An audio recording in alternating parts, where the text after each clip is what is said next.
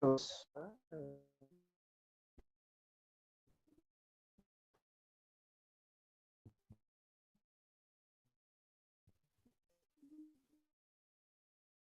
gitu.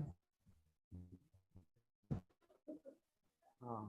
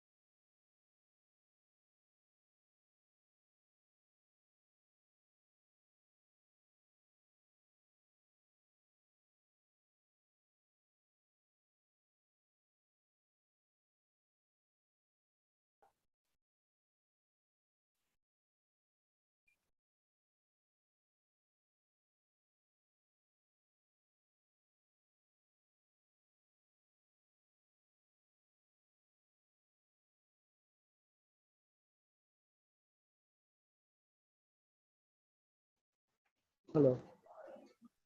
Hello.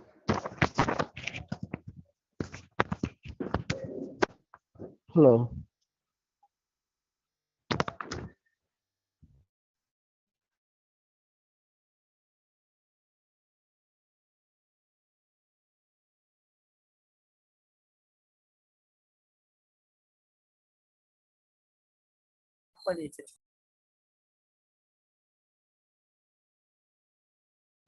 Hello. 50 கிட்ட 45.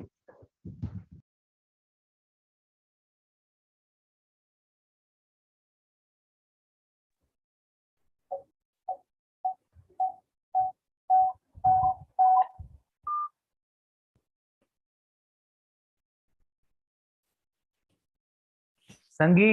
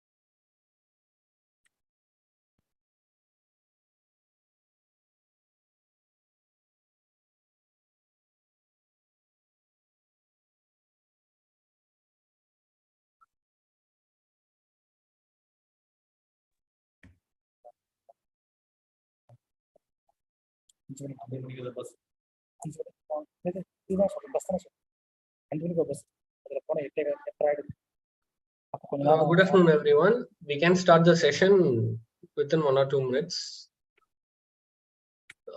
Please assist the moderator to make the session. Yeah, the session is live now on YouTube. Hello. கேக்குதாப்பா? Sir உங்களுக்கு கேக்குதா பேசுறது?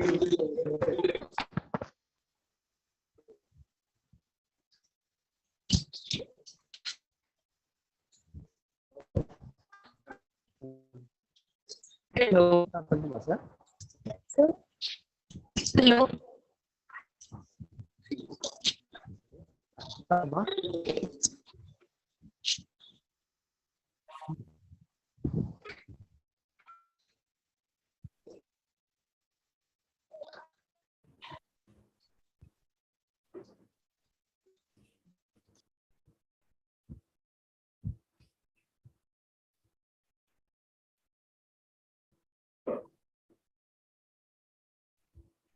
Yes, madam, you are audible. You can make your proceedings.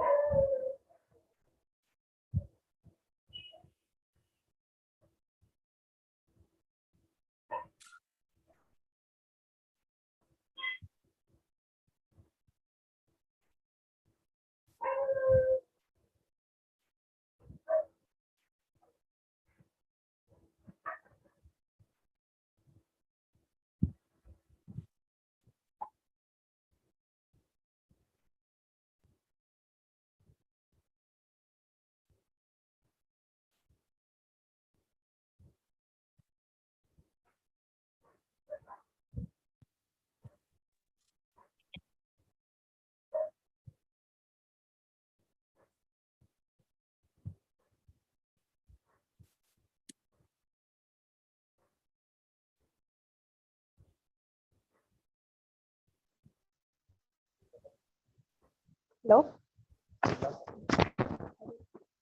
Yes, madam, you are audible. Okay, sir. Can I start now, sir? Definitely, ma'am. Okay, thank you, sir. Good afternoon to one and all present here for the national level webinar on ambiguous world of metal carbonyls and nitrosyls in commemoration of International Mold Day. At PG and Research Department of Chemistry, Karnataka Government Arts College, Tiruvannamalai. Now it's my pleasure to call upon a root of creeping Department of Chemistry, PG and Research Department, Karnataka Government Arts College, Tiruvannamalai, to deliver welcome address. Over to Rudy.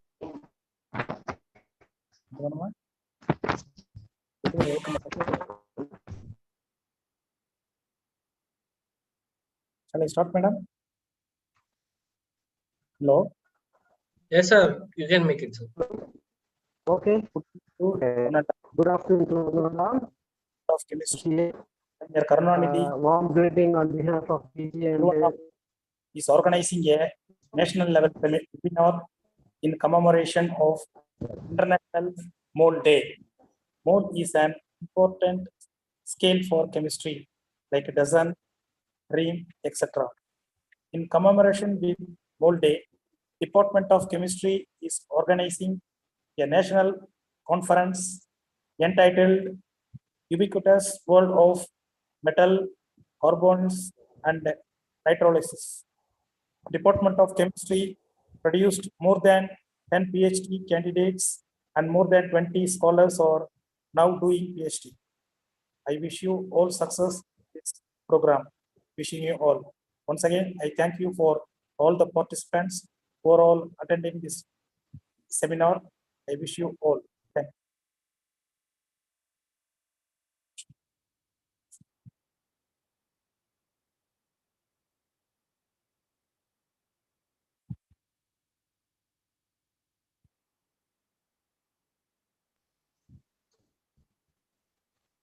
good afternoon to all.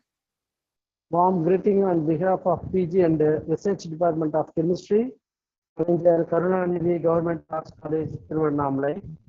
First of all, I welcome our beloved and respected principal, Dr. K.P. Ganesan, sir, who gave the presidential address and also who gave permission to do this type of national level seminar in his premises. I consider it my privilege to welcome our esteemed resource person, Dr.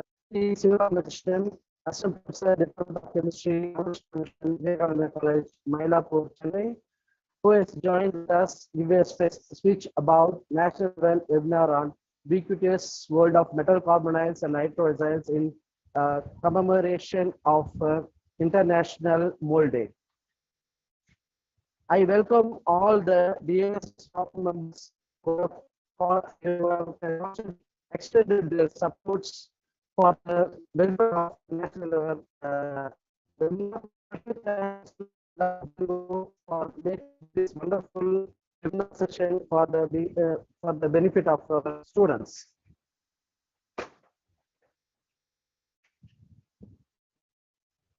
I would like to welcome all the vibrant students of our department, both UG and PG participants actively in this webinar topic because this gives topic, the given topic is part of your syllabus. So participate and take advantage of the opportunity to learn more about the given topics. My special thanks to principal K.P. Ganesan sir and Dr.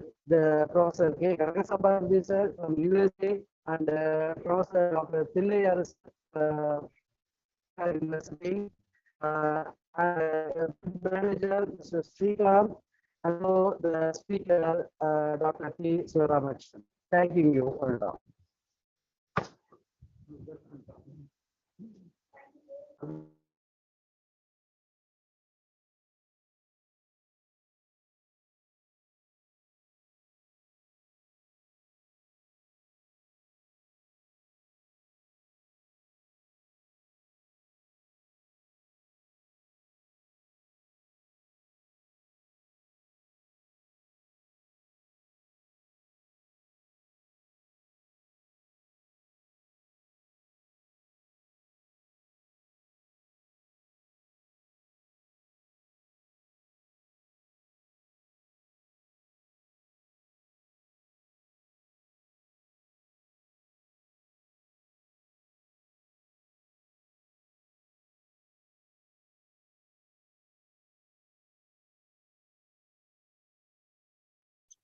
Sir, you can proceed with the presentation and the session.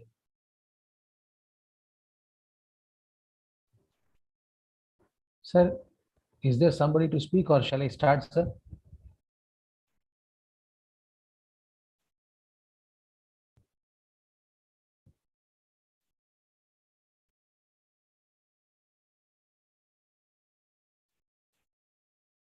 Dr. Sivaram, sir, Yes, sir. you can proceed, sir. You can Oh. proceed. Okay, sir. Thank you so much, sir.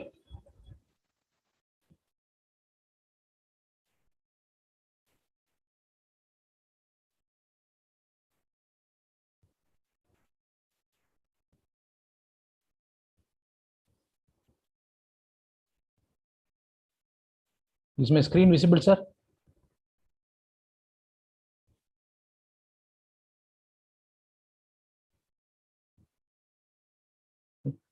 Yes, is my screen visible, sir? Yes, sir, it is visible, sir. Okay, thank you. At the outset, I thank the management, principal, and the HOD, sir, and Dr. Ilango, sir, of Chemistry Department of Kalaignar Karunanidhi Government Arts College, Tiruvannamalai, and also the staff members of the Department of Chemistry for giving me this opportunity to present a webinar on what is called as ubiquitous world of metal carbonyls and nitrosyls. Okay, at the outset, what actually we are going to look into this or understand in this session. Ubiquitous world of metal carbonyls and nitrosyls, how is it relevant to what we are going to observe today, and what is the purpose of this webinar?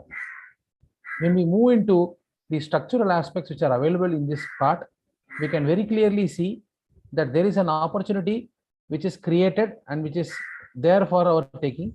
The world of carbonyls and the world of nitrosyls, if you take, I have tried to present a few compounds over here for which your understanding is very, very important in the preliminary part of it. That is, you need to first know what could be the opportunity for getting the structural aspects of the compound, what is their relevance, and what is their importance in everyday life, which we right now try to have.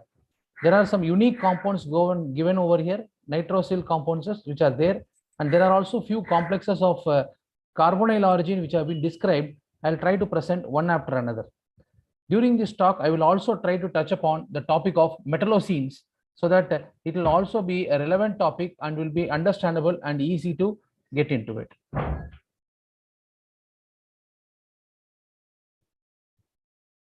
When we move into the topic of your organometallic chemistry as such, which you have, it is a very interesting area of science because it is able to bridge organic chemistry and inorganic chemistry. And this particular branch has a very unique distinction where you see metal carbon bonds, which are very, very unique and very interesting. And the metal ligand interactions which are available here, we will try to understand them as your pi acid type. You must be hearing about hard acid, soft acid, and sigma bonding, pi bonding. So we will see the relevance of that in this particular talk of ours, so that we will be able to get into touch about the metal carbon bonding, which could be sigma type or it could be a pi type of bond, which is possible. Let us now try to progress. These are the compounds which I will try to focus upon in my session today. We will talk about ferrocene. We will also have an opportunity to talk about molecule back bonding, which is available in the case of your carbonyl complexes. Okay. Give me a second.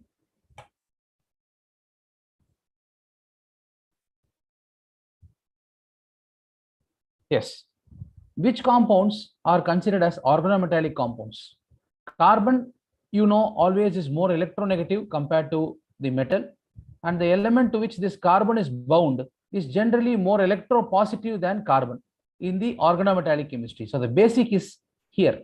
We have an electronegative entity carbon connected to an electropositive entity metal, and what will be the unique features about the bond which is generated between the two. That's what we will be studying in the topic of what is called as organometallics. The leading journals, if you refer to in organometallic chemistry, generalize it like ionic, covalent, localized or delocalized interactive forces between carbon of an organic group or a molecule and the transition metal or the lanthanide or the actinide metal which is available in the form of a coordination compound. Nowadays, you can also see people try to have metalloids like boron, silicon, germanium, arsenic, which are also included under the definition of what we call as your organometallics. Moving ahead, when we look into the next compound which we have, I just have a little problem in my slide changing. Give me a second. Yeah. So when we try to move on to the historical background of your organometallic chemistry, what you can see is the introductory olefin complex synthesis by Zeiss. So this particular compound triggered the interest of the entire scientific community in knowing and in understanding what we call as your organometallic chemistry, which is a much developed field today, inspiring a lot of people, and even Nobel Prizes based on these kind of complexes are now available. You can see the Zeiss salt was the first compound identified as an organic molecule attached to a metal with pi electrons of the organic molecule. So you can see the pi bond of your ethene unit or ethylene unit connected to the metal platinum. So in a metal platinum, and your ligand is going to be an alkene, and the pi bond of this particular system is going to be involved in the coordinate covalent bonding with the metal. So the compound which is described here, the structure is shown. Potassium trichloroethene platinate 2 was the first system or a olefin complex way back in the year 1827. To continue, there were further discoveries to happen, and in fact, if you look into it, we have further discoveries happening in the Zeiss salt. If you study the first transition metal organometallic compound which I just now talked, one unique feature is observed. You see, 1827 the discovery took place, but it had taken around 150 years for the scientific community to understand its completeness of the structure. So this is not a very simple fact. Understand the importance here. With the growth of technology, with the growth of spectroscopic techniques, with the growth of characterization technique, such a long duration is not recommended. So what people actually have done is to know about its features properly. It has taken a while. But today, when we complete this webinar, you will understand you have sophisticated instrumentation facilities available with us by which characterization of a carbonyl complex or any complex, whatever it is, or an organometallic compound is quite easy. And this talks about the research article which describes the discovery by Zeiss. So it's in the Organometallics Journal 2001. Detmer Seifert, he has talked about what basically made Zeiss to go about in this discovery of this particular compound. Coming to the next industrial, or I would say important discovery in organometallic chemistry is this one. We have first sigma bonded organometallic compound, diethyl zinc we call it. This was the work of Edward Frankland, and he was a student of Robert Bunsen, which you know the person who associate with the Bunsen burner. He prepared diethyl zinc. You can see once again a carbon and a metal linkage here, and the process was he was trying to make ethyl radicals. And the interesting feature is today the name organometallics which we use is a term which was coined for the first time by this person by name Edward Frankland. Moving ahead, in the next important I would say the development which happened in this particular what you call as your branch of organometallics is, this is here. So the next one I talk about organometallic chemistry importance or discovery. I will talk about the carbonyl compound. The carbonyl compound by Schutzenberger in 1868 and 1890 work by Mond. Today we call it as the Mond's process. Nickel purification, we study Mond's process, and the complex of nickel with the carbonyl, tetracarbonyl, tetrahedral structure is well established. And it happened way back in 1890, even today supposed to be a very good method for purification of nickel. And then magnesium and alkyl halide reactions were performed by Barbier in 1898, and then subsequently Grignard continued the work, and they established this what you call as your RMGX, as we call it in organic chemistry, the Grignard reagents, very useful in synthesizing major compounds in organochemistry. When you move on to the further importance or further what do you call as your historical improvements which happened, this Mons process and the other one to follow, there had been some interesting features in them. If you look into it, metal carbonyls, in the metal carbonyl part, Mons process, I think everybody know about it. I don't want to get into the details of it. What is so special is this particular person is now regarded as the father of your metal carbonyl chemistry. And I hope everybody can see this, what I'm showing you now. You will be able to see very interesting features here. This one, I think you can see NiCO4 structure, which is shown here, and FeCO5. You would not accept this today, but this is how it was described in the textbooks of chemistry between 1890 to 1930. When the structure of these compounds were not well established and people did not know much about it, this is how it was described.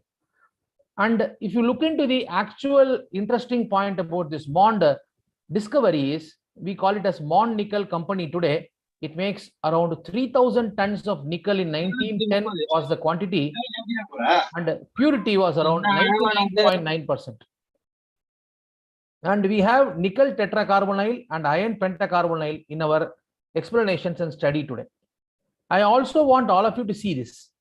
There are some numbers which are just given below these carbonyls.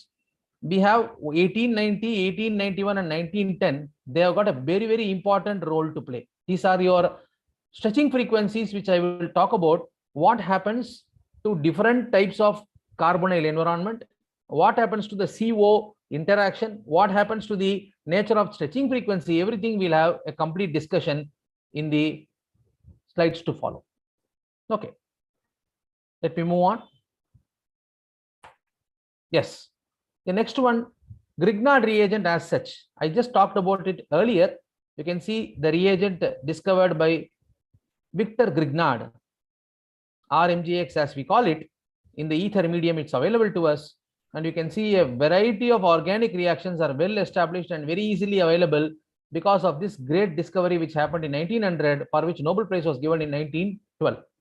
All this, what I'm saying, is a prelude to this topic of organometallic chemistry, wherein we are gifted to have molecules like what is called as carbonyl compounds and nitrosyl compounds.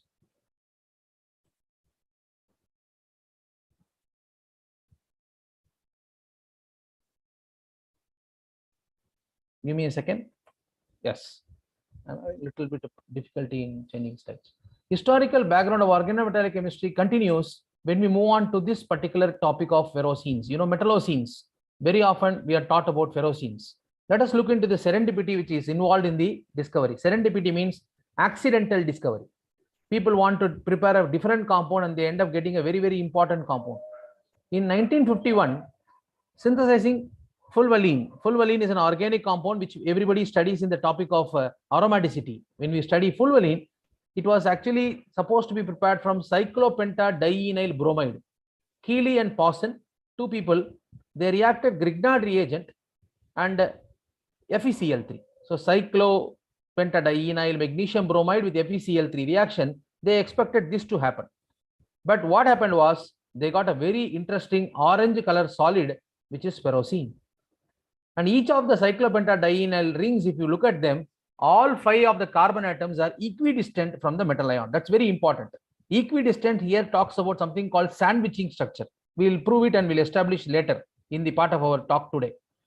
The 2 ring systems are parallel to each other, just like the slice of a bread in a sandwich, and the metal is found to be stuck exactly in between them. And the bonding is once again between the aromatic electron density, or I would say pi electron density of a cyclopentadienyl anions with your metal in between. Continuing, next slide.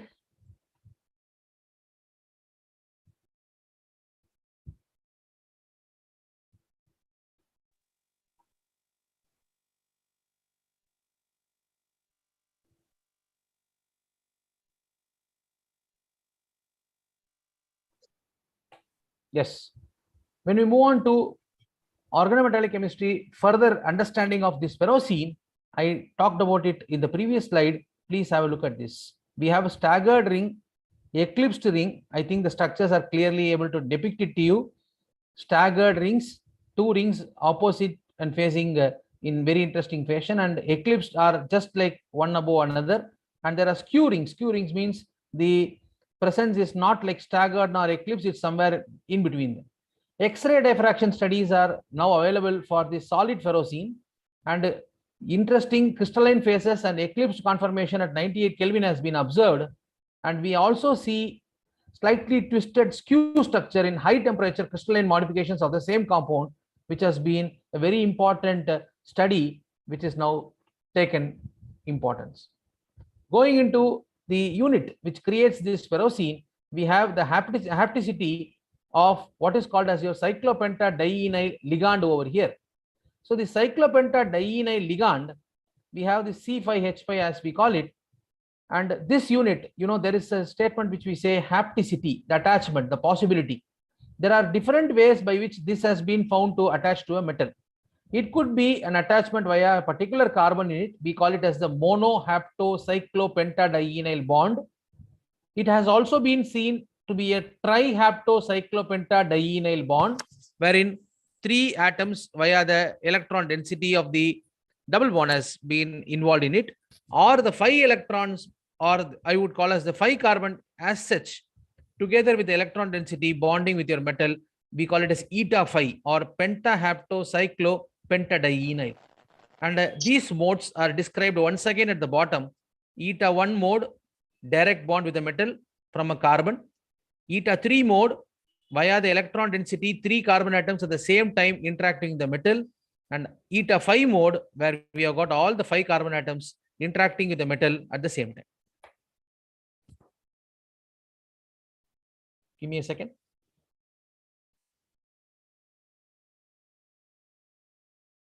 Yes. The sandwich compounds, what we study, what we have in our syllabi, may be restricted to ferrocene, but the topic is very interesting. In fact, if anybody wants to look into these features, what you can see is we have half sandwich compounds. We have a bent sandwich compound. You can see this titanium and tantalum complex here.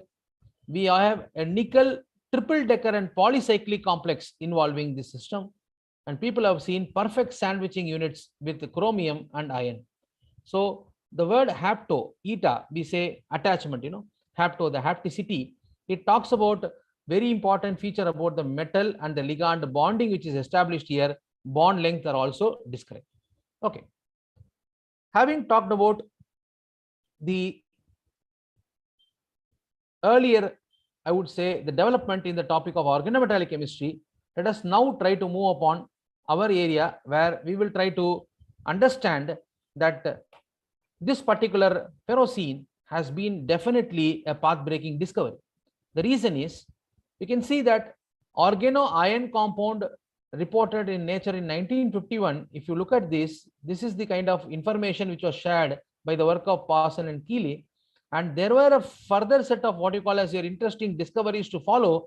And in fact, this field is never ending and still work is happening at a right speed in the topic of ferrocenes. I'll show you some reactions which are very, very recent ones in the topic of ferrocene. So what I'm trying to establish here is no branch of chemistry or no branch of science is said to be an old science. You can develop and you can try to improvise on it. This is the ferrocene, what we use today. I'm not sure how many of you are aware about it. I think you must be knowing it. Ferrocene is a fuel additive. It is a smoke suppressant, and also it is a chiral catalyst precursor. You can see this particular part, we say ferrox gas as we call it for the automobiles, and the diesel fuel additives which are there. This is basically a catalyst, economic, or I would say eco-friendly fuel additive, which gives you a better mileage, and also it significantly reduces the harmful emission possibility. This particular picture, I would have used it more than once in my presentation today. You can see the difference here. Diesel oil without ferrocene, how it burns, look at the smoke coming out, and the diesel oil with ferrocene, how it is far more superior in the process of combustion.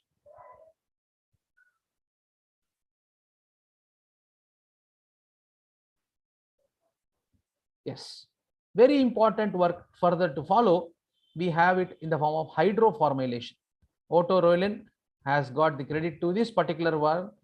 first industrial plant of hydroformylation look like this, and please have a look at the complex involved here. We will be studying about this after a good amount of time is spent on carbonyl complexes, HCO, CO 4 times. And what is the purpose of this particular hydroformylation reaction?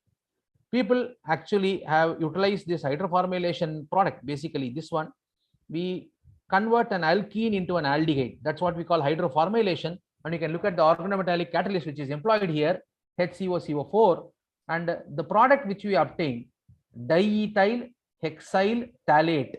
This is used as a plasticizer in various compounds in every walk of life. People use them as a component in detergents.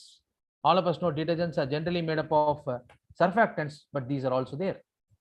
When you move into organometallic catalyst in the industry, what is important? We study hydrogenation. I think people must have seen this, Wilkinson catalysis. Methanol to acetic acid process, there is an involvement of RH metal as a catalyst here. And olefin polymerization, if you want oligomerization, if you say metathesis, we call it metallocene catalysts have worked better. In fact, our textbooks have been giving us about Ziegler-Natta catalysis. But I want all the student friends in this meeting to just try to figure out what this catalyst means after our talk today. Kaminsky catalyst. Kaminsky catalyst, how is it important and what difference it has when you compare it with your conventional Ziegler-Natta catalysis?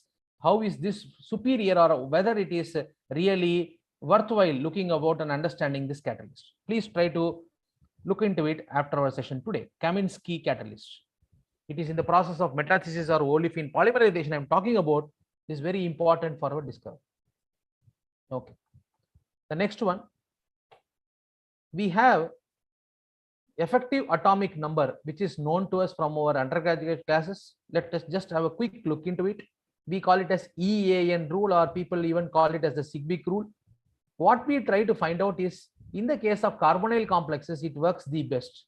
The metal atom is said to have zero valency generally in a carbonyl complex most of the time. There are some anions as well. The CO groups, when you donate a particular set of electrons, you can calculate the effective atomic number by a simple formula. We say Z plus 2Y. What is Z? Z, you know, is the total electron of the metal atom. You know, a metal atom as such will have certain set of electrons. You can simply count it, the total of that. And everybody know that a ligand will come with a pair of electron. Or a ligand 2 electron kondu varum for a metal to have a coordinate covalent bond. A ligand or electron must be multiplied by 2. So total electron denoted by the CO groups, that will be Y, and 2 times I multiply it and I get a total value called G. We call it as the effective atomic number, and if it pertains to the next inert gas, we know the system will be stable. That's how it was propagated. And in fact, lots of failures are also there, but still it works majority of the cases in the case of carbonyl complexes. In carbonyl, CO generally we know can donate 2 electrons. I am giving an example of CrCO6. I hope all of you know the atomic number of chromium is 24, and CO each one will provide 2 electrons. So it accounts to 6 into 2, 12 plus 24, 36. The nearest noble gas configuration is achieved by this particular complex, and hence we credit it to be a stable entity based on our EAN rule. Yes. 18 electron rule we study, EAN rule we study. What is the basic importance attached with these? Whether they are one and the same or whether they are different, that is my topic of interest today. When you move on to the EAN calculation, I talked about one example of CrCO6 in the previous slide. I have given you some more to try today. Let us look at our age-old example, which everybody knows, NiCO4, tetracarbonyl nickel 0. When you look into this particular complex, we have 28 as atomic number of nickel, and there are 4 CO ligands, each furnishing 2 electrons. So it makes it 28 plus 8, 36 as such. If you look into the system, other than this FeCO5 iron pentacarbonyl, we say we have once again atomic number 26, 10 electrons from the CO, making it 36. You know, interesting things will happen when your metal has an atomic number which is not even number. If it is an odd number, we will try to look into some interesting features. There can be bridging carbonyl, there can be metal-metal bonding. All these are consequences when the atomic number is interestingly present. Coming to the second case, as I told you, we do have carbonyls of various types. I'm talking about a mononuclear carbonyl, meaning one metal atom and a carbonyl complex. Transition atom in that complex is found to be in the odd atomic number. Imagine I'm giving you the case of manganese, 25. If I give vanadium, 23. If I give CO, it will be 27. So in this case, if I literally use my EAN rule and check up, I will not get the nearest inert gas configuration. They do not obey the EAN rule. All of us know it. But still, if they are stable, what could be the reason behind it? That is what made scientists to explore this further. In the polynuclear carbonyl category, when you study what is meant by polynuclear, more than one metal inside the organometallic species or a carbonyl species. If you look into the best examples given here, Mn2CO10 and Fe3CO12, what are the points to remember? Polynuclear carbonyls will obey EAN rule. How? 2 electrons each of bond present in these carbonyls are included in calculating the electron for the metal atom. That's very important. We can see each manganese atomic number is 25, and as a result, atomic number 25, you can see that 25 into 2 will be 50, and the electrons from the 10 CO, they will make 2 into 10, which is 20, and as a result, your Mn bond, that will provide 2 electrons, and your EAN for each manganese over here, you total it 50, 2 manganese nala, for CO 2 into 10, 20, and for electrons from one Mn bond, we have got 2. So total is 72 divided by 2, which is 36. Once again, we are able to reach the configuration of krypton. Fe3CO12, electrons from 3 Fe in this system, it accounts to 72, and electrons from 12 CO, 12 2s are 24, and we establish 3 Fe bonds here. We'll see how it is found and what is the explanation, how we are able to study it. I'll try to give it to you. So hence EAN of each Fe atom 108 by 3 is 36. That's what we try to have. Okay. Next, when we move on, the formation of mononuclear carbonyls, we can apply what we call as 18 electron rule into the system. So what is 18 electron rule? Another explanation, let me try to give you. NiCO4, if you take, the number of valence electrons of the metal atom is 10. The number of electrons donated by the CO group is 8. The total number of electrons, if you look into this system, NiCO4 will be 18. Now the question is, sir, how did you get 10, sir, valence electron of the metal atom? Nickel, atomic number 28. Atomic number 28 will correspond to 3d8 4s2. 3d8 4s2. So as a result of 3d8 4s2, you can see that this system will have 10 valence electrons, and 8 of them together will make a total number of electrons in the metal atom to be 18. Okay, so we have it as FeCO5. We also have CrCO6. So all these, if you can account in a similar manner, we can see that they are able to go along with your 18 electron rule. Formation of binuclear carbonyls having metal atom with odd atomic number, if you study. This example, in fact, we saw earlier, Mn2CO10 I gave earlier. Let me talk about CO2CO8 now. CO2CO8. So CO2CO8, if you take, the number of valence electrons of the 2 CO atoms will be, what is the atomic number of cobalt? Atomic number of cobalt is, iron is 26, cobalt is 27. So how to remember these elements and their atomic numbers? In fact, people always teach some interesting things in chemistry. Mnemonics are there to remember them. SCTI, VCRMN, FeCONI, CuZn, 21 to 30 atomic number we say. So 21 to 30, how to remember this? So SCTI, Scotty, VCRMN, Vikraman, FeCONI, Feconi, and CuZn, cousin. So if you remember 21 to 30, anybody will know and cobalt 27, if I take it, I will be able to understand 3d7 4s2, which makes me get 9 for the valence electron set, which is 18. And CO, each of them will furnish 2 electron. 8 COs are there, which makes it 16. So the number of electron in the CO-CO bond, which is established here, will be 2. And the total accounts to 36. Therefore, the electrons on one CO atom will be 36 by 2, which is 18. Yes, yes, please mute yourself.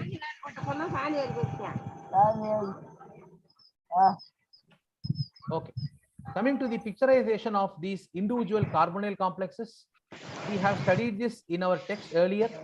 NiCO4 happens to be what is called as your tetrahedral structure. Vapor density freezing point of this solution in benzene have indicated this structure. X-ray studies have proven it's tetrahedral. Let us go back to our valence bond theory explanation, where we treat CO as a strong ligand.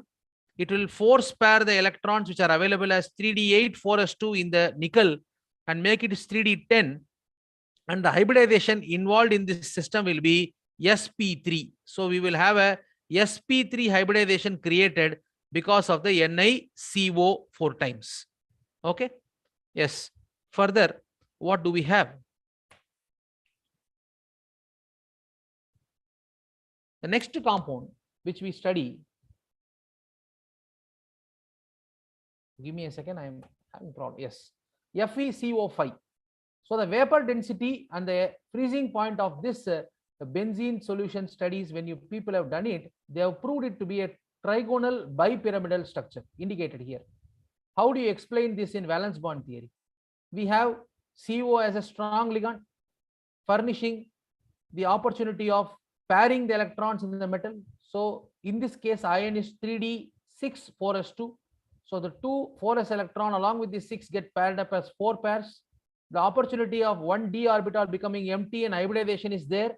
So we have a dsp3 hybridization now, and hence we are able to look into the system of this particular complex FeCO5. We can continue. CrCO6, a perfect octahedral structure. Everybody know chromium is atomic number 24, which is 3d5 4s1. When you take the case of chromium 3d5 4s1, we will study this basically has, a system where we have the electrons when paired, creating an opportunity of 2 d orbitals. It will be d2sp3 hybridization to go with that. So this is what we have in the case of the study of CrCO6. The next one in the list to study.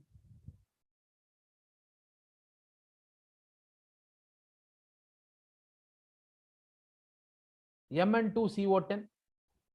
We have a metal-metal bonding here. I talked about the interesting features, how it is going to work up. So if people have understood the structure of Mn2CO10, it will be understood like, MnCO5 square pyramidal units, 2 of them connected by a metal-metal bond. That's how it's figured out.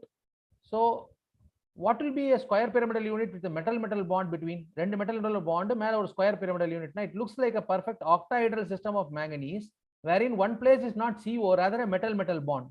So we have a D2sp3 hybridization possibility existing in both these cases, and as a result of which a very unique and interesting structure has been interpreted in the case of this compound. When we move on to the next in the list, which is your complex of cobalt, which will be a very unique one and a very interesting one, we have a bridging carbonyl here. So in undergraduation, people say there are bridging carbonyls and there are terminal carbonyls. Explanations and proofs are missing. But in post-graduation, we are there in the questioning point. We want to know how people have distinguished between the two. How is the carbonyl bonded here? Whether it's a C triple bond O bonding as a terminal unit, or is it a C double bond O bonding as a bridging unit? What is created there? How do we understand and explain that? So if you look into it, the D2sp3 hybridization pattern comes into our picture. If you look at it, we see pairs of CO electrons furnishing into 6 hybrid orbitals. So, 6 of them are terminal set. What about the bridging set here? People see that the bridging set is created by a unique case of bonding. We have bridging CO with a very interesting picture of this molecule, and another metal-metal bond explanation is also given. In fact, many people have a second thought when studying about valence bond theory when it comes to these kind of systems. So if we do not want this particular explanation to be the best for us, rather we can have a spectroscopic interpretation of that with the data and try to come to a conclusion. Same thing can be talked about in the case of this complex of iron, where people have understood it to be very interesting. And in fact, the most important feature in this complex is the diamagnetic nature. And people have once again proved it to have a very interesting hybridization opportunity. And how it works, let us see.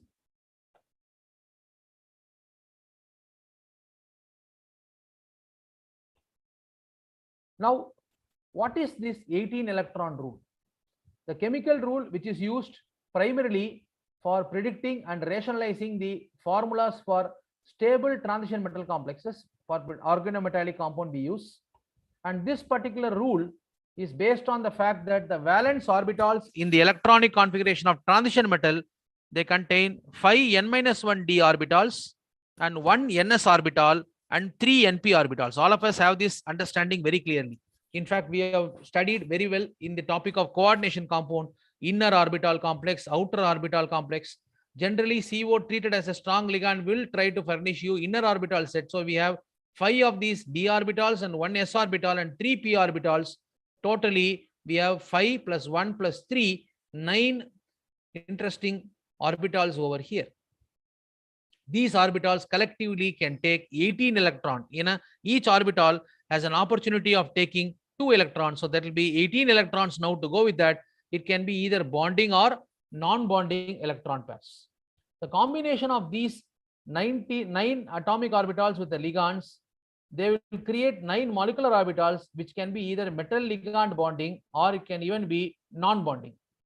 So we have this very interesting picturization here. Let us try to understand how it works probably. Now going ahead,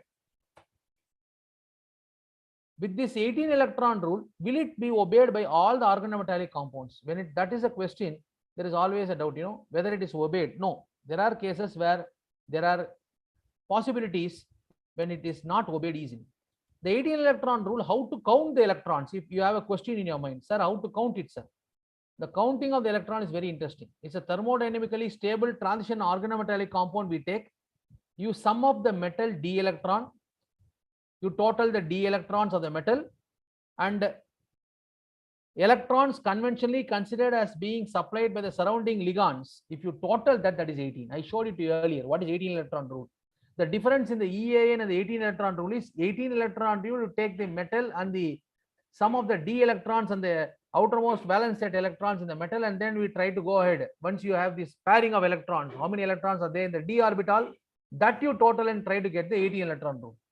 And the hapticity symbol we use, now I said eta. There is a numerical subscript every time in your compound. If you write, subscript will be written like this. Sometimes you will see these very interesting numbers next to them. What does it mean? It gives a topological description. What is the topology means? Topology means clear understanding about the arrangement in space. Connection between the ligand and the metal atom is described in that. All the 5 carbon atoms of the cyclopentadienyl moiety. Unga cyclopentadienyl irukra 5 carbon atoms metal and pathina, they are at the same distance. What does it mean? They are basically now creating an entity where you have a cyclopentadienyl ring and a metal equidistant. All of them are at the same distance, means we have a eta 5 hapticity. All 5 carbons are attached at the same time. That's very unique. And sometimes, eta, this symbol everybody knows when we can use and what is the purpose of using it. We also have the symbol called mu, which we use. What is this reason for this symbol called mu? Mu, from your knowledge of what is called as your regular complexes, it is a bridging unit which we have. So the question is, can we try to distinguish between a normal CO and a bridging CO? Whether it is going to work or not, what will be the possibility? Let us check it out. Okay. Now coming to this particular system, we have a neutral atom method and an oxidation state method to total what we call as our system of using this 18 electron rule. So carbonyl, where does it come? I'll give one example here. I'm not going to go into all of them. because I will deal majority of the time of this discussion on carbonyl, nitrosyl, and at the maximum I will try to move on to your cyclopentadienyl or ferrocene unit. So metal carbonyl, when people want to count in the neutral atom state, you say there are 2 electrons coming from that, the contribution, and charge wise it's 0. And when it comes to your nitrosyl, there are 2 interesting features. I want you all to see this, please.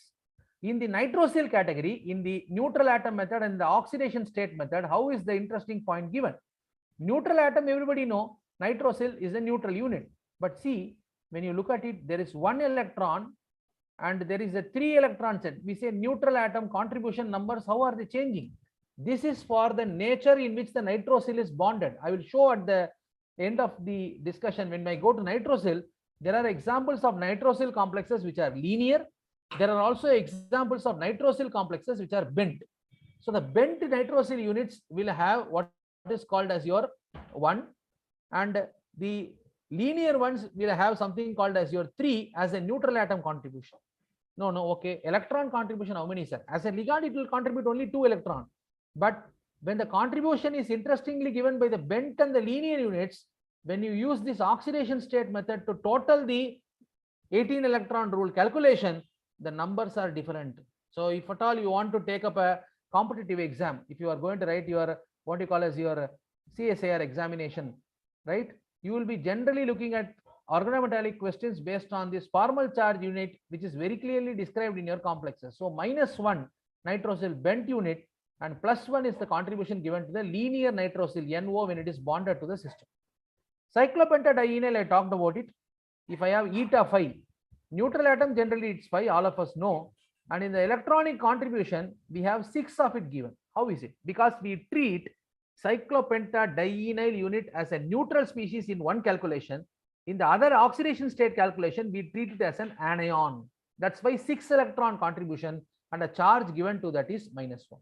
I hope everybody understand. So here when I generalize nitrosyl bent, I will have NO minus. When I generalize nitrosyl linear, it will be NO plus. That's what is the meaning of this. And both are going to have an electronic contribution of 2 in the oxidation state calculation. Next one. When we move on to EC remembrance, sir, how will I be able to get this in my mind, sir? Simple words. I told you neutral terminal groups, if they are there, terminal neutral groups, that means CO at the end, terminal. What must be the contribution? 2 electrons. No, sir. CO is bridging. 2 are bridged by the CO. Then also 2 electrons. When it comes to your NO, I talked about it. Don't forget it. NO linear contribution is 3 electron, and NO bent, we have a lone pair there in the opportunity, and it will give you a contribution of 1 electron. So this is the most important feature. And I told you the hapticity decides what will be the electron contribution in the system of cyclopentadienyl and other very interesting cyclosystems for organometallic compounds. Let me now move on. Please mute yourself. How to determine the total number of metal-metal bond in a complex? This also everybody does. There must be a possibility where people can even go wrong in this. How do you remember this? The total valence electron you have to get for the entire molecule. How do you do that? Number of valence electron of the metal plus the number of electron from each ligand and the charge. That is called total valence electron. Okay, done. Subtract this number from n into 18. What is n? N will be the number of metal present in the complex, and that multiplied by 18. From that you subtract your total valence electrons, which is say A, I said earlier. This will give me an answer called B, and that B, if I divide by 2, I will find the exact metal-metal bonds in the complex. So I have told you a formula. Just like that, as a science student, you cannot accept anything. Let us try to figure out with an example. Let us see the case of a system here. Fe2CO9, we saw the structure earlier. We know there is a metal-metal bond in it. Let us look at the calculation for it. Total valence electron of the entire molecule I have to see. What does that entire molecule mean? Number of valence electron of the metal plus the number of electron from each ligand and the charge. So Fe2CO9. Iron, number of valence electrons, if you take it, the calculation wise, if you put it, you have 34. How did this number 34 come into the picture? How did this number 36 first of all come? I told you N will be the number of metals. You need to multiply by 18. Fe2CO9, there are 2 ions. So 2 into 18, which is 36. And how did this number I get? Like, A, the number of valence electron of the metal plus the number of electron from each ligand and the charge. So ligand, how many electrons are we getting? We have iron 26 atomic number here. So your CO 9 numbers are there. So 9 2s are 18. So 34 they got as an answer. So 34 minus 18 is how much? It should be 16. 34 minus 18, how much is it? It's 16 or 40, whatever number you are getting. Please check up whether you are able to get this number from your ion. And when you get the difference, it is 2. As I already told you that 2 by 2 will be 1. So it clearly says that there is a metal-metal bond. So accordingly, we can have other systems also worked out. I gave you an example which you regularly deal and understand. So like this, we can easily use this rule. And if you want to know the source from which this is being taken, this is taken from the textbook of organometallic chemistry by Elias. That's a good textbook to refer to. I think people can really go in, look into it. There are some interesting calculations shown there, and they have given more than one method to check the nature of the compounds. Why study metal carbonyls? A very important question and pertinent question in our mind. Why should I have it? The simplest organometallic compound where metal carbon sigma bond is well understood and established today. And people call CO is a strong pi acceptor ligand. I'll draw the MO diagram and show you why we put the word pi acceptor. As soon as people teach the carbon oxygen bonded carbonyl structure, immediately one word they say back bonding.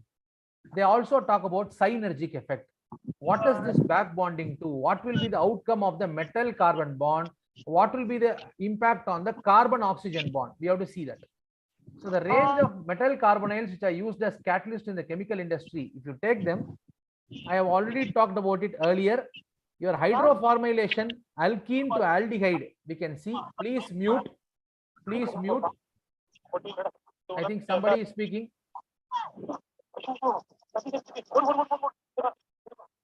Okay. When it is coming to the methanol to acetic acid process, we have a very important catalyst of RH being utilized here. And in the case of your hydroformylation, alkene to aldehyde, we have a very important catalyst of the type HCO-CO4. I talked about both at the start of my lecture today. So we have this carbon monoxide organometallic compounds of great importance in our what you call as your regular industry. So it becomes important for us to know them. So we know what we have been reading till now. We have tried to understand and get the features about all of these carbonyl complexes, what I could now figure out and explain it to you. In my further course of my lecture, I will try to use infrared spectroscopy and try to prove you which will be the bridging carbonyl and which could be a terminal carbonyl, how to distinguish. எப்படி வித்தியாசப்படுத்த முடியும்? Force constant வச்சிருந்தா how can it be understood and what will be the impact? How do you know it from the IR spectrum? I will try to present as many spectrums to you today so that this opportunity, this understanding which you have will not be very difficult to get it. Okay, give me a second. Yes. I do not know this particular remote control. I think I can take it off.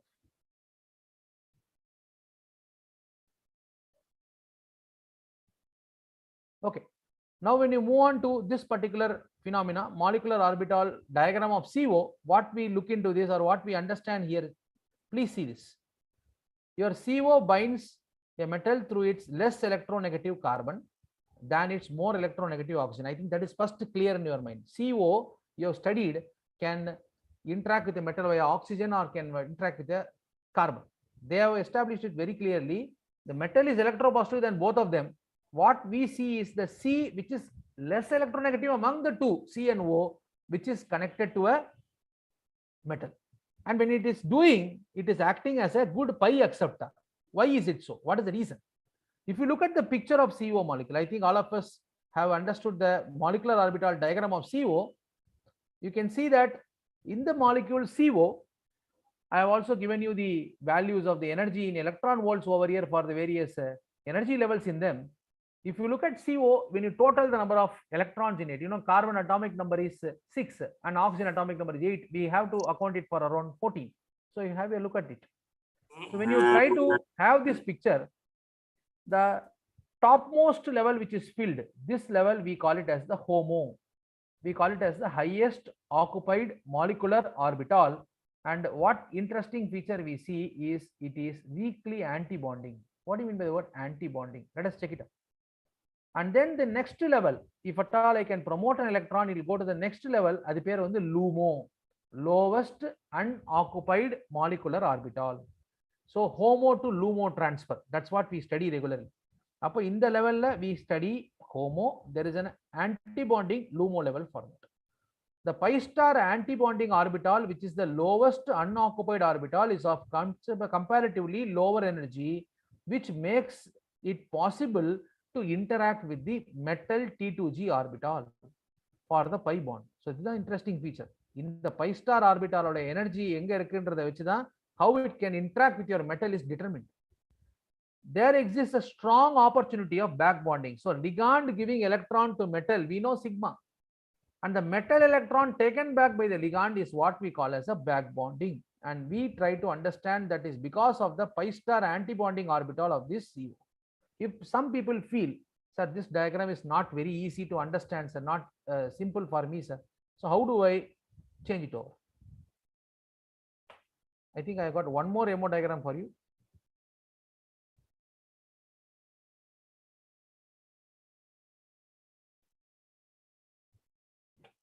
I'm having some issues with this slide. Give me a second.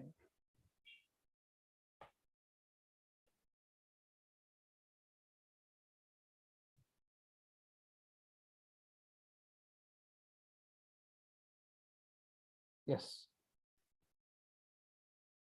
You can have a look at this. This is another what you call as your diagram of Freeman WH, which we have here without the energy and all. The understanding is very clear here. Which particular level will be the one which will help us? So the notations are slightly different over here. So what we can see is this HOMO-LUMO interaction which is happening, this level is the one which will allow us to have the possibility of back bonding from the ligand perspective. Okay, let us look into the next picture.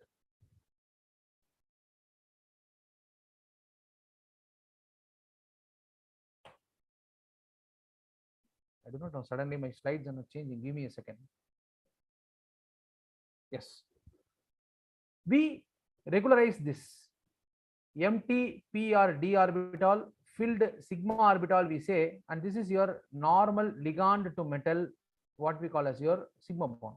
This is understood. And what I am trying to tell you is, till now I told you there is an empty pi star orbital. This is the one which I showed in the diagram earlier. That empty pi star orbital, I put it the name what we call as the LUMO part, and we have a filled orbital T2G level of your metal which can interact with this empty level and push electrons from the metal to the ligand. So counting the electron helps to predict the stability. I told you this 18 electron rule, EAN rule, they can just predict stability. But can it tell you whether the CO is a bridging CO or whether it is a terminal CO? That is very difficult to understand. That you can do. Connect on a CO, end a CO, it can be done only by means of spectroscopic technique. So in that way, we have infrared spectroscopy, a very important analytical tool in chemistry at our disposal, so that we can easily get to understand. So I'm not going into these intricacies of it. You all know it, but generalized, every time infrared spectroscopy means people talk about utilization for organic molecules, but you can see how important IR spectroscopy is when it is going to be the study of carbonyl and nitrosyl complexes. I hope all of you know that in an infrared spectrum, you plot percentage transmittance versus wave number. I think both the graphs are very clearly telling you. Now what I am showing you is, please have a look at this structure. Mn2 CO10. I talked about this structure earlier. What is the interesting feature is, there is one particular peak which is available here. The range in which the band appears will decide whether your carbonyl is bridging or terminal? I want students to take down notes right now from this point. Just note down the values what I'm saying. Suppose if you go on to see a very interesting range that will tell you whether the CO is a terminal CO or whether it is a bridging CO. நடுவுல இருக்கா இல்ல எண்ட்ல இருக்கான்னு எப்படி கண்டுபிடிக்கிறது? அந்த range பார்க்கணும். Please see the peak of the CO over here, which is around this 2000 mark. I have it. Okay. And if I have in a complex like this, Fe2CO9, I have terminal carbonyl and I have got bridging carbonyl. இது எப்படி sir distinction பண்றது? Terminal carbonyl, we have a peak. I think I showed you here. இதே மாதிரி ஒரு peak இங்க இருக்கு. For a bridging carbonyl, a slightly distinct and a different peak at a little higher, or I would say little lower value of wave number is obtained. What is the reason for two different peaks here? The environment which it makes, the nature of the bond in which it is present is not same. All of us know IR spectroscopy talks about force constant. And what we have studied, the strength of the bond is decided by the force constant. Force constant is decided basically. It is a bond order which we have. Terminal CO எப்படி இருக்கும், bridging CO எப்படி இருக்கும், C double bond over இருக்குமா, C triple bond over இருக்குமா, that will decide the nature. And as a result, stretching frequencies of both of them will not be same. The number of bands is only related to the symmetry of the molecule. So don't just go with the number of the band. What I am focused is not the number here. I am focused upon two distinct bonds or bands available in the IR spectrum, telling you that the CO present is not in the same chemical environment. One terminal, இன்னொன்னு bridging. இது எப்படி கண்டுபிடிக்கிறது? How to go about getting it done?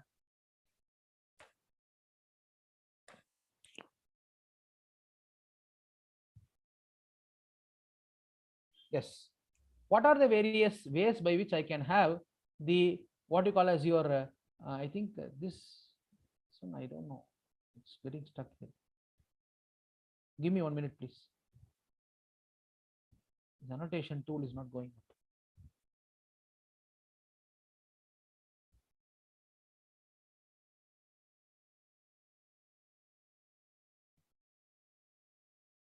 Okay. Terminal versus bridging carbonyls. If you take it, what will be the opportunity for you? Please have a look at this. I was telling this. If you have a carbonyl complex with a terminal carbonyl, CO at the end, C triple bond one at the papon, triple bond, therefore the bond strength is more, your force constant will be higher, and as a result, it is going to have a very interesting stretching frequency of CO 2120 to 1850. This is what we have.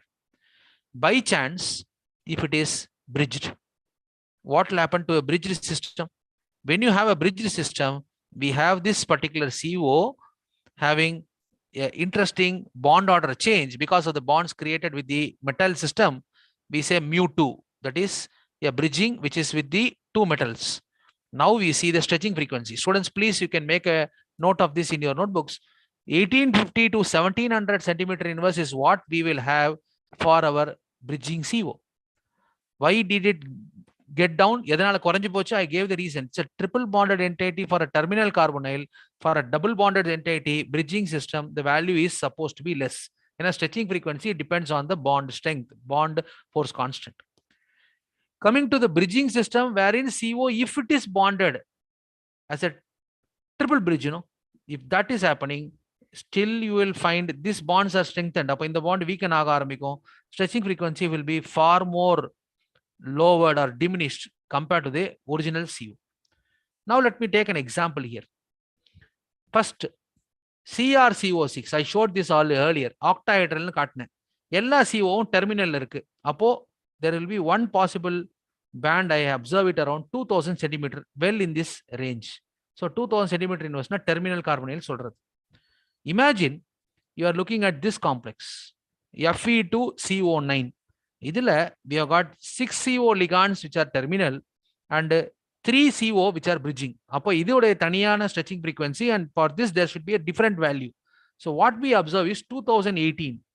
So as a student, you know now 2018 it will not come in this range. Appo 2018 is the value for my terminal, whereas my 1826 centimeter inverse is the value for bridging. Appo idhula terminal irukku, which is 2018, and the bridging is there at 1826. Very good. If I use a system of this sort, பயப்படாதீங்க. CP-ன்றது cyclopentadienyl, CO அப்படின்றது carbon monoxide or carbonyl.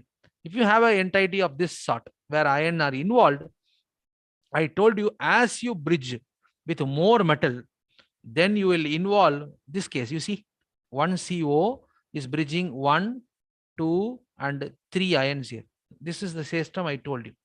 So when you take this case, இருக்கிறதுலயே bridging அதிகமா இருந்தனால stretching frequency will be very, very, very low compared to the original terminal unit. So we will have it around 1620 centimeter inverse. This is what we have. Okay, next. When I move on to the next system, that is, what are the factors which affect this CO stretching frequency? So factors affecting CO stretching frequency, first factor is, sir, charge on the metal. And the second factor, what will be the effect of the other ligands on the bonding? What do you mean by the effect of the other ligand? For example, I'll show you a little later, the Tolman electronic system. Triphenyl phosphine or ligand, PPH3 thrice. If I start putting that ligand into a coordination compound involving CO, stretching frequency of CO changes are ஆரம்பிக்கும். ஏன்னா the ligand, whether it is electron donating or electron withdrawing, and the ligand oda nature naala in the CO bond la there will be some interesting features. In fact, அதை எப்படி சொல்லுவாங்கன்னா tracer ligand ன்னு சொல்லுவாங்க. இது என்னென்ன effect காட்டுறதுன்றதை படிக்கலாம். Very interesting. Good field of study. Then we have got charge on the metal. This is known to us, oxidation state, and the charge is created, which metal is there.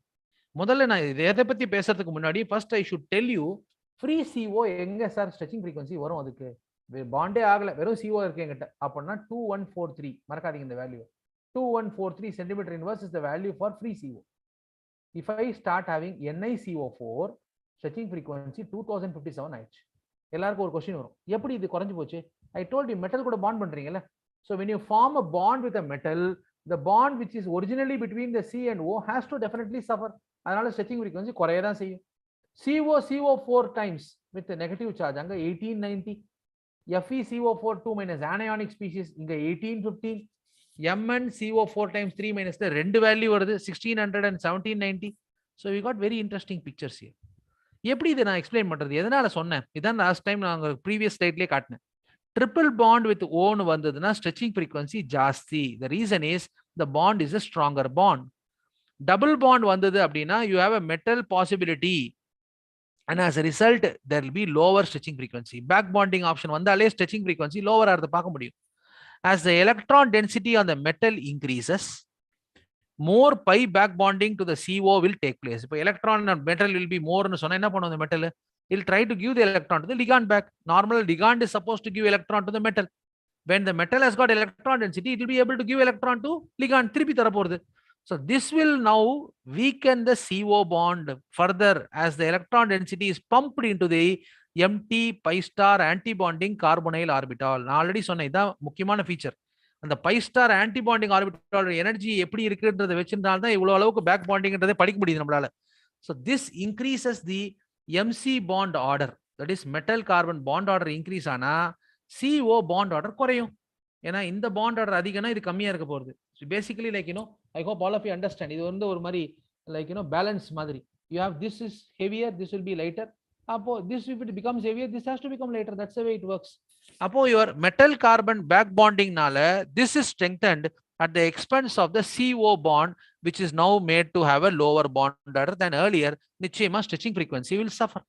So that's why I have given you the variation in the stretching frequency for the first row metal carbonyls. எடுத்து பாத்தீங்கன்னா you have drastic values of the CO stretching frequency changes, which are very unique and very interesting. Okay, let me move on. Other spectator ligands I told you, இதுதான் நான் சொன்ன ஆரம்பத்துல. அது என்ன spectator ligands? Spectator ligand na phosphines வச்சு people have studied it. அது என்ன sir phosphine? இங்க இருக்கு பாருங்க, PR3. இந்த R can be any group. இங்க இருக்கிற மாதிரி எது வேணா போடலாம். Tertiary butyl, isopropyl, ethyl, right? NME2, that is dimethyl amino group, or trimethyl, right? PPH3 regular படிக்கிறது நம்ம triphenyl phosphine னு சொல்லுவோம் அது. So you see this, what will be the picture? Lowest stereo stretching frequency when most donating phosphine. உங்க phosphine electron எவ்வளவுக்கு எவ்வளவு கொடுக்கிறதோ அதுக்கு அந்த CO stretching frequency அந்த அளவுக்கு என்ன ஆகும்? We'll be able to see lower value. highest CO stretching frequency you can see when least donating phosphine will be the best pi acceptor. அதாவது இப்போ CO வாங்கின்ற எலக்ட்ரானை உங்களுடைய பாஸ்பீன் வாங்க ஆரம்பிச்சதுன்னா அப்போ CO பாண்ட் ஆர்டர் அதிகமாக இருந்தால் பார்க்கலாம். I'll give an example. See, இங்க PPH3க்கு என்ன வேல்யூ வந்தது? 2068.9. I'm talking about the value which I'm getting here. Okay. If I try to put instead of this methyl group, I get 2064. Okay, very change ஒன்றும் வரல. But rather, if I start looking at interesting units of this sort, the PF3 மாதிரி, PCl3 மாதிரி இருந்தா, you see that shift is there. 2600ல இருந்தது, அப்படியே we can see changing to 2110. In fact, CF3 with phosphorus போடும்போது 2115க்கு போறது. What I understand is basically the change or the shift. இது எதை வச்சு பேஸ் பண்ணி கொடுத்துருக்காங்கன்னா டெர்ஷரி பியூட்டைல்ன்ற யூனிட் வந்து மோஸ்ட் எலக்ட்ரான் டொனேஷன்ல 0ன்னு பிக்ஸ் பண்ணிட்டு இருக்காங்க. அதுல இருந்து மற்றதெல்லாம் எவ்வளவு சேஞ்ச் ஆகுதுன்னு கொடுக்குறாங்க. You can see methyl is shifted from that by 8 values of centimeter inverse, whereas CF3 on the substitution of phosphorus instead of the tertiary butyl 58.9 centimeter inverse value ஜாஸ்தி. அப்படின்னா என்ன அர்த்தம்? ஸ்ட்ரெச்சிங் ஃப்ரீக்வன்சி இந்த அளவுக்கு increase ஆயிருக்கு சிஓக்கு. Stretching frequency increase in CO can happen only when there is a least donating ability. அப்போ உங்க போடுறக்க அந்த ligand electron donating ligand இருக்கா இல்ல electron withdrawing ligand இருக்கான்றதை வச்சு CO stretching frequency changes in carbonyl complexes very intricately studied. In fact, that itself is a separate topic which can be hosted for a webinar. Let me talk about it slightly in detail about it. Now, I'm not going to go in depth about it. I'll try to speak a little bit about it. Give me 1 second. Yes. When you move on to this effect of ligands which are trans to CO, what do you mean by the word trans to CO or complex? We have this particular complex which is like, I got a molybdenum complex MoCO3 times L3. I hope all of you know which is cis and which is trans. ஒரு octahedral இதை 1 2 ன்னு கூப்பிடுவோம்.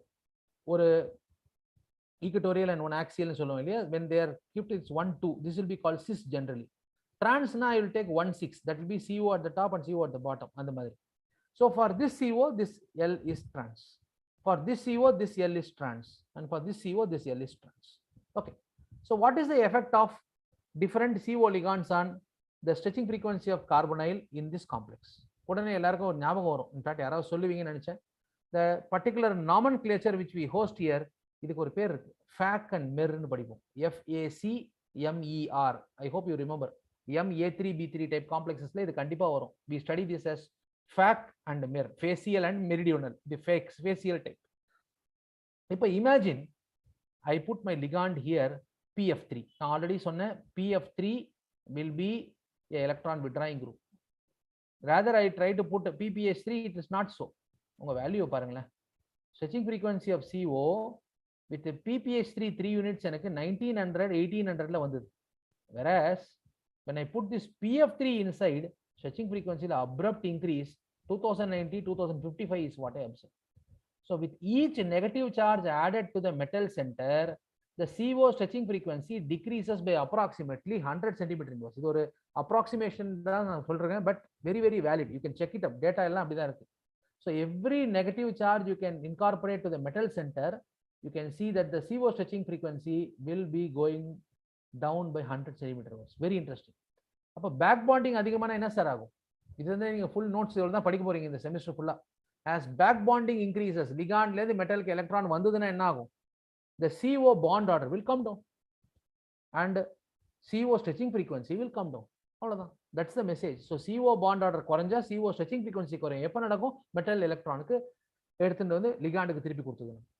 The better the sigma bonding ability of the other ligands on the metal, so if அடுத்த ligand they can furnish electron, that is electron donation பண்ணிட்டுனா more electron density will be on the metal and there will be more back bonding electrons into the anti-bonding orbital of CO and lower the stretching frequency. I hope I have convincingly given you the message. இந்த ரெண்டு line ரொம்ப clear. மத்த ligand electron donate பண்ணிட்டுனா you will be seeing the electron density on the metal will increase. எப்போ அந்த electron density metal increase ஆனாலும் அதை வாங்குறதுக்கு ரெடியா ஆன்டிபாண்டிங் ஆர்பிட்டால் வச்சுட்டு CO இருக்கு. அப்போ அந்த மெட்டல் எலக்ட்ரான் டென்சிட்டி COக்கு வர ஆரம்பிச்சதுன்னா CO ஸ்ட்ரெச்சிங் ஃப்ரீக்வன்சி குறையும். அப்போ எலக்ட்ரான் டொனேட்டிங் குரூப்ஸ் அஸ் லிகாண்ட்ஸ் இருந்ததுன்னா CO stretching frequency குறையும். எலக்ட்ரான் withdrawing group இருந்ததுன்னா CO ல இருந்து எலக்ட்ரான் pumping நடக்காம the stretching frequency can increase. Very, very important, very interesting. In fact, data supports it. நீங்க time இருந்து எடுத்து படிச்சு பாத்தீங்கன்னா I hope everybody can understand. These are all taken from a regular what you call as your organometallic textbooks. It's very easy, simple. Data தான் தேவை to understand and interpret it. Okay, give me a second. I think my screen is frozen. Yeah, I have talked about only this for this entire duration till now. What happens? Sigma donation பண்றது உன்னோட CO. CO is a ligand. எங்க இருந்து it tries to give its electron towards your metal orbital. Metal orbital எப்படி இருக்கணும்? வேக்கண்டா தானே இருக்கணும். அப்ப metal orbital வேக்கண்டா இருந்ததுன்னா உங்க ஹோமோ ஆஃப் த சிஓல இருக்கிற சிஸ்டம் ஆஃப் சிக்மா எலக்ட்ரானை அது டொனேட் பண்ணும். நீங்க உடனே எமோ டயக்ராம் எடுத்து பார்க்கணும். அதுல சிக்மா ஹோமோ இருக்கும், மேல ஆன்டிபாண்டிங் செட் இருந்தது. அப்போ இந்த எலக்ட்ரான் டொனேஷன் பாசிபிள். எஸ், அது உங்களுடைய மெட்டலுக்கு சிஓட sigma bond donation, right. Whereas back donation நடந்தா என்ன ஆகும்? You will find that the anti-bonding pi star of the CO is receiving electrons. அப்போ இங்க அது டோனர் இருந்தது முதல்ல CO. அப்போ ligand was donating to empty orbital of metal.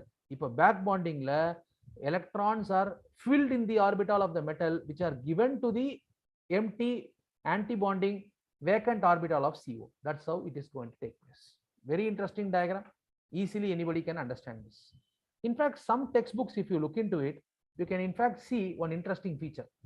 Enna sir, if you look into the bonding in CO, இந்த மாதிரியான pictures கொடுக்க ஆரம்பிப்பாங்க. Hybridization, sp type, overlapping features, இதெல்லாம் எப்படி வந்தது, எப்படி கொடுக்குறாங்க? Let me give an example to you. When I draw the MO diagram, இது ஒரு particular pattern of drawing an MO diagram. In fact, same MO diagram, different ways of interpreting it. When people do that, they say the hybridization of your unit of C and O which is available, அதுல இருந்து electron density possibility of migration is important. நீங்களே படிக்கலாம். Resonance structure எழுதும்போது ஜெனரலா C triple bond 1 எழுதி முடிப்போம், or C double bond 1 எழுதுவோம். You can see the resonance is given here. When I bond it to the metal, you can see that a triple bond O is an opportunity, or C double bond M double bond O is another opportunity. இவ்வளவுதான் வர முடியும். Originally, if I have a triple bond, what is the hybridization I have? Sp. Double bond எனக்கு என்ன வரும்? Sp2. That's the way it works. That's the way it changes. So what interesting feature they tell is எங்கே இந்த electron போறது, எதுக்குள்ள போறது. I talked about it multiple times. திரும்பி ஒரு தடவை காட்டுறேன். இந்த pi star anti-bonding empty orbital of the ligand CO is the mastermind behind this back bonding. அது இல்லைன்னா இந்த back bonding opportunityன்றதே இருந்திருக்காது. Okay, next one.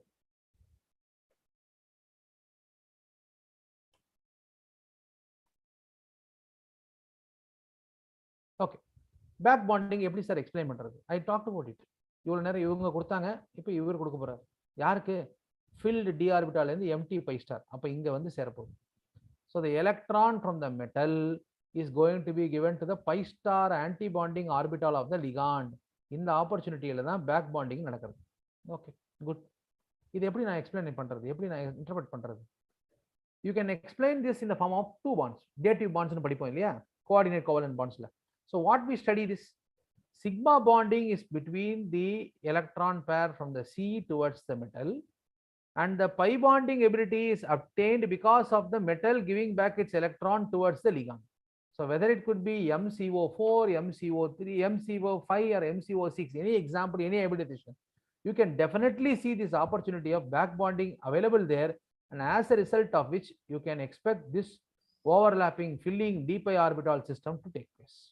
I leave it to you. Later we can go through it. Now, coming to this NiCO pi bond in the case of your CO4, by the overlap, how is it created? Every server, I said d orbital of the metal. N orbital இருக்கும். It could be dz square or dx square minus y square, and the empty pi star anti-bonding orbital of the CO is involved in the picture. எல்லா இடத்துலயுமே பாருங்களேன், மெட்டல்ல என்ன orbital, லிகாண்ட்ல hybrid orbital எடுத்துட்டு anti bonding orbital அந்த by ஸ்டார்ல தான் எலக்ட்ரானை கொண்டு போய் போட போறோம். ஸோ இவ்வளவு நேரம் நான் சொன்ன பாயிண்ட்லாம் இந்த ஒரு பாயிண்ட் தான் சொல்றோம். The evidence for multiple MCO bond comes from the bond length and vibrational spectrum. இப்போ MCO donation அதிகமாச்சுன்னா metal donates electron back to the ligand. அப்போ MC bond metal carbon bond strong ஆயிடும், CO bond வீக் ஆயிடும். Multiple bonding will result in shorter MC bond length. Very important. அப்போ metal to ligand carbon and metal bond ஓட length குறைஞ்சிரும், bond order அதிகமா இருக்கு. And your CO bond which was supposed to be a stronger bond is weakened ன்னும் போது அதோட bond orderல change வந்து it becomes a longer bond. And compared to the MC single and CO triple bond, இது C triple bond O, CO ன்னு சொல்றதுக்காக அப்படி கொடுத்திருக்காங்க. So C triple bond O விட C double bond O create ஆகும்போது bond length ஜாஸ்தியா இருக்கு.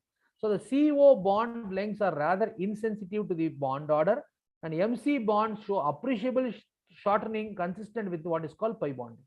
And in fact, they have tried to give you the values of MC distances, and you can see them which are listed here. Now coming to bridging CO. Sir, bridging CO இருந்தா என்ன sir பண்ணும்? Terminal CO ல 2 electron கொடுக்கிறோம். Bridging CO ல என்ன பண்ண போறது? Sharing of one metal electron and one carbon electron is what is happening there. அப்ப இந்த bridging CO picturization எப்படி சொல்றது? How can I go about talking about it? Okay. So இதுதான் I have talked about till now. Normal C triple bond O, bridging for two metals C double bond O, mu3 வரதுக்கு வாய்ப்பு இருக்கு, no stretching frequency குறையும். This is also observed in certain cases. What is this? In the metal interacting with the electron density of the CO. அப்ப இது எல்லாமே they will have an impact on what is called as your CO. So CO as a ligand பாத்தீங்கன்னா looks very simple, but if you look at the spectrum of each of these complexes, vital data is obtained. அப்ப terminal modeல இருந்தா 2 electron neutral donor னு சொல்லிட்டு போயிடுவேன். CO, we can see 2 electrons on each atom for a C triple bond O. இதுவே bridgingல வந்தது அப்படினாலும் 2 electron neutral donor தான் சொல்லுவேன். And bridging donor of mu3 வந்ததுன்னா 3 electron neutral donor னு சொல்லுவேன். இந்த இடத்துல 3 electron donor. See the interesting point. அப்ப உங்களோட bond orderல எவ்வளவு பெரிய சேஞ்ச் ஏற்படுது பாருங்க. triple bond, double bond, இங்க ஒரு single bond தான் கொண்டே வர முடியும். ஏன்னா 3 bridge பண்ணிட்டேன். So this is very important point to record. சரி சொல்றது டேட்டா எல்லாம் சொல்ல முடியுமா? Evidence of this lowering of CO bond and the extent of this lowering comes from the IR spectra. How? Free CO நான் முதல்ல சொன்னேன். Remember, don't forget. இந்த chapter full இந்த நம்பர் மறக்காதீங்க. 2143 centimeter moles. If you have a terminal MCO ல CO stretch எவ்வளவு sir வரும்? 1850 to 2120. Okay. எப்போ ஆர்கானிக் கெமிஸ்ட்ரியில ஸ்ட்ரெச்சிங் ஃப்ரீக்வன்சிஸ் மனப்பாடம் பண்றோமோ இன்ஆர்கானிக்ல மனப்பாடம் பண்ணலாம். Symmetric mu2 CO stretching frequency when you take it 1700 to 1860. Symmetric stretching frequencies for this triple bonded CO on the metal will be 1600 to 1700. You can see consistent decrease. And when it comes to this opportunity, very few examples people have reported it. Less than 1700. Very, very rare. But people have seen. Now I'll show another important diagram for you. Let us take this solid Fe2CO9. The structure நம்ம எல்லாருக்குமே தெரியும். I now show you the IR spectrum. Please see the IR spectrum. I hope anybody now with this knowledge of previous slides, ஒரு விஷயம் நல்லா தெரியும். என்னுடைய terminal CO higher stretching frequency ல வரும். அப்ப 2082 2019 நான் பேசினது இதுதான். இந்த ரெண்டு தான். சரி சார். அப்போ இது bridging. terminal எங்க சார் இருக்கு? bridging இது. பார்த்து சொல்லுங்களேன். So terminal 2080 சொல்லிட்டேன். bridging எங்க இருக்கும்? center pointல இருக்கிறது. That you see bridging will be 1829. Very interesting. So when you bridge, bond order change, stretching frequency decreases. When your terminal bond order is consistent, you get a higher value. So 2080 2019 for your terminal CO, and for bridging it's 1829. எத்தனை example கொடுக்கணுமோ அவ்வளவு தரேன். ஒரே ஒரு point தான் மனசுல fix பண்ண போறோம். இத்தனை எக்ஸாம்பிள்லயும் we have only this particular point. Okay. So let us have a basic understanding about this. When you take this OS3CO12 in solution, OS3CO12, this compound, we have ruthenium and osmium possibility. You see 3 metals here. We can definitely see multiple interesting bond pattern. திரும்பியும் அதேதான். Higher will denote what is called as your terminal ones, and the bridging ones which are available here, if it is the case, will be denoted with the lower value. Bridging பாத்தீங்கன்னா 1800ல நம்ம பார்த்தோம். இங்க அந்த அளவுக்கு value வராது. You can see everything be falling within this range. ஏன்னா இங்க எங்கேயுமே CO bridgeல இல்ல, but it is in a different interesting environment here. So you have a very interesting pattern. அப்போ 2 distinct CO னா எப்படி வரும்? Similar kind of a CO pattern இருந்தா எப்படி இருக்கும்? All of these are very clearly explained in this diagram. Next one. If there are any doubts, I'll just stop and then we can have an interaction. You can ask me any particular doubt of that.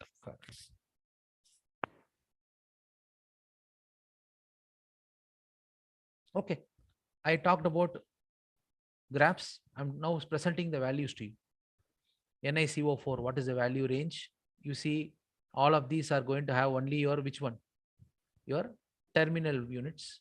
And then a few cases where you may have an anionic species or a cationic species listed, there what do we have? So we have to take our time and start doing it. In fact, all these are data, and probably with this data, they may ask you to interpret what could be the probable nature of the CO in it. So the value just only.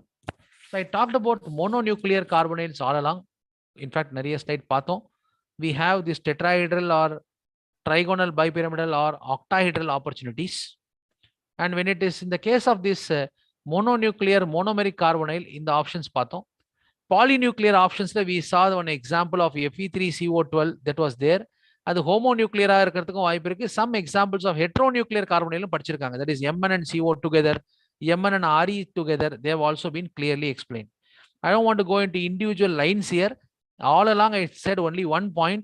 We have the opportunity of a metal donating electron back to CO, which is the interesting and the very peculiar world of metal carbonyls. And then we have a binuclear carbonyl in the form of M2COX. That's an example, CO2CO8 and CO2CO8 solid form and solution form. This is an interesting equilibrium picture is presented. In different medium, you can see people have established that the possibility of these structures are not same. இங்க bridging வருதுனால இதோடைய spectrum பேட்டர்னே வேற மாதிரி இருக்கும். இங்க bridging இல்லன்றதுனால இதோட pattern வேற மாதிரி இருக்கும். So this has also been shown with numerous examples in the past what actually happens with respect to this. Next, when I come to this Fe2CO9 and this M2CO10, when you take it, inga manganese, technetium and rhenium vechinde, you can once again see idhula bridging irukku, therefore idhula rendu thani peak varum, idhula bridging illa appo andha mari periya split edhum erpadadu. Now I have presented everything in one slide here. So at the end of the session, if you have time, you can take your textbooks and refer to it. This is the unique pattern of bonding, which is very peculiar in the case of CO. Now, detecting conformational isomers. What is meant by this word conformational isomers? I'll give an example. The number of bands in the CO stretching region for certain molecules, sometimes people have used to check whether there are conformational isomers here. I'll give you this example. In eta, H madri irukku, eta C5H5 cyclopentadienyl FeCO2 eta 1 C5H5. So one hapticity 5, இன்னொன்னு hapticity 1. It is expected to show only 2 bands due to the symmetric and asymmetric stretching modes. But when you look at the complex, you see 4 bands. And what will be the possibility for this? People say that there are 2 different conformations in which it is existing. So generally, very unique conformational isomers IR la eppadi panna mudiyadhu. You see this example. What people have observed is, see the picture here. This has 2 COs and one C5H5. I said this is a C5H5 as such. இது hapticity 1, இது hapticity 5. அதனால C5H5 னு போட்டுருக்காங்க. இது வந்து பாத்தீங்கன்னா ஒரு cyclopentadienyl ring with 1 connected to this னு கொடுத்திருக்காங்க.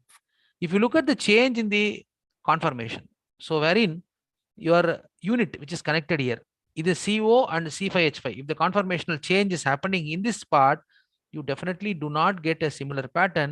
Rather, we get 2 different bands. You know, very, very rare, very distinct example of conformational isomerism detection has also been observed in these organometallic compounds. And in fact, this may not be confused, or this should not be taken with what we have already studied in the case of your different types of carbonyl environments. So stable binary carbonyls, if I could take it, what I will remember here. If I take stable binary carbonyls, commercially available entities I will take, and I will also try to have various example listed here. All of these are shown with the star symbol. The meaning of the star symbol is they are commercially available. In fact, manufacturing is done now, so people have an access to them. An interesting feature of the structure of binary carbonyl complexes is that the tendency of CO to bridge transition metals decreases in going down the periodic table. I don't know how many of you had the time to read this point in your textbook.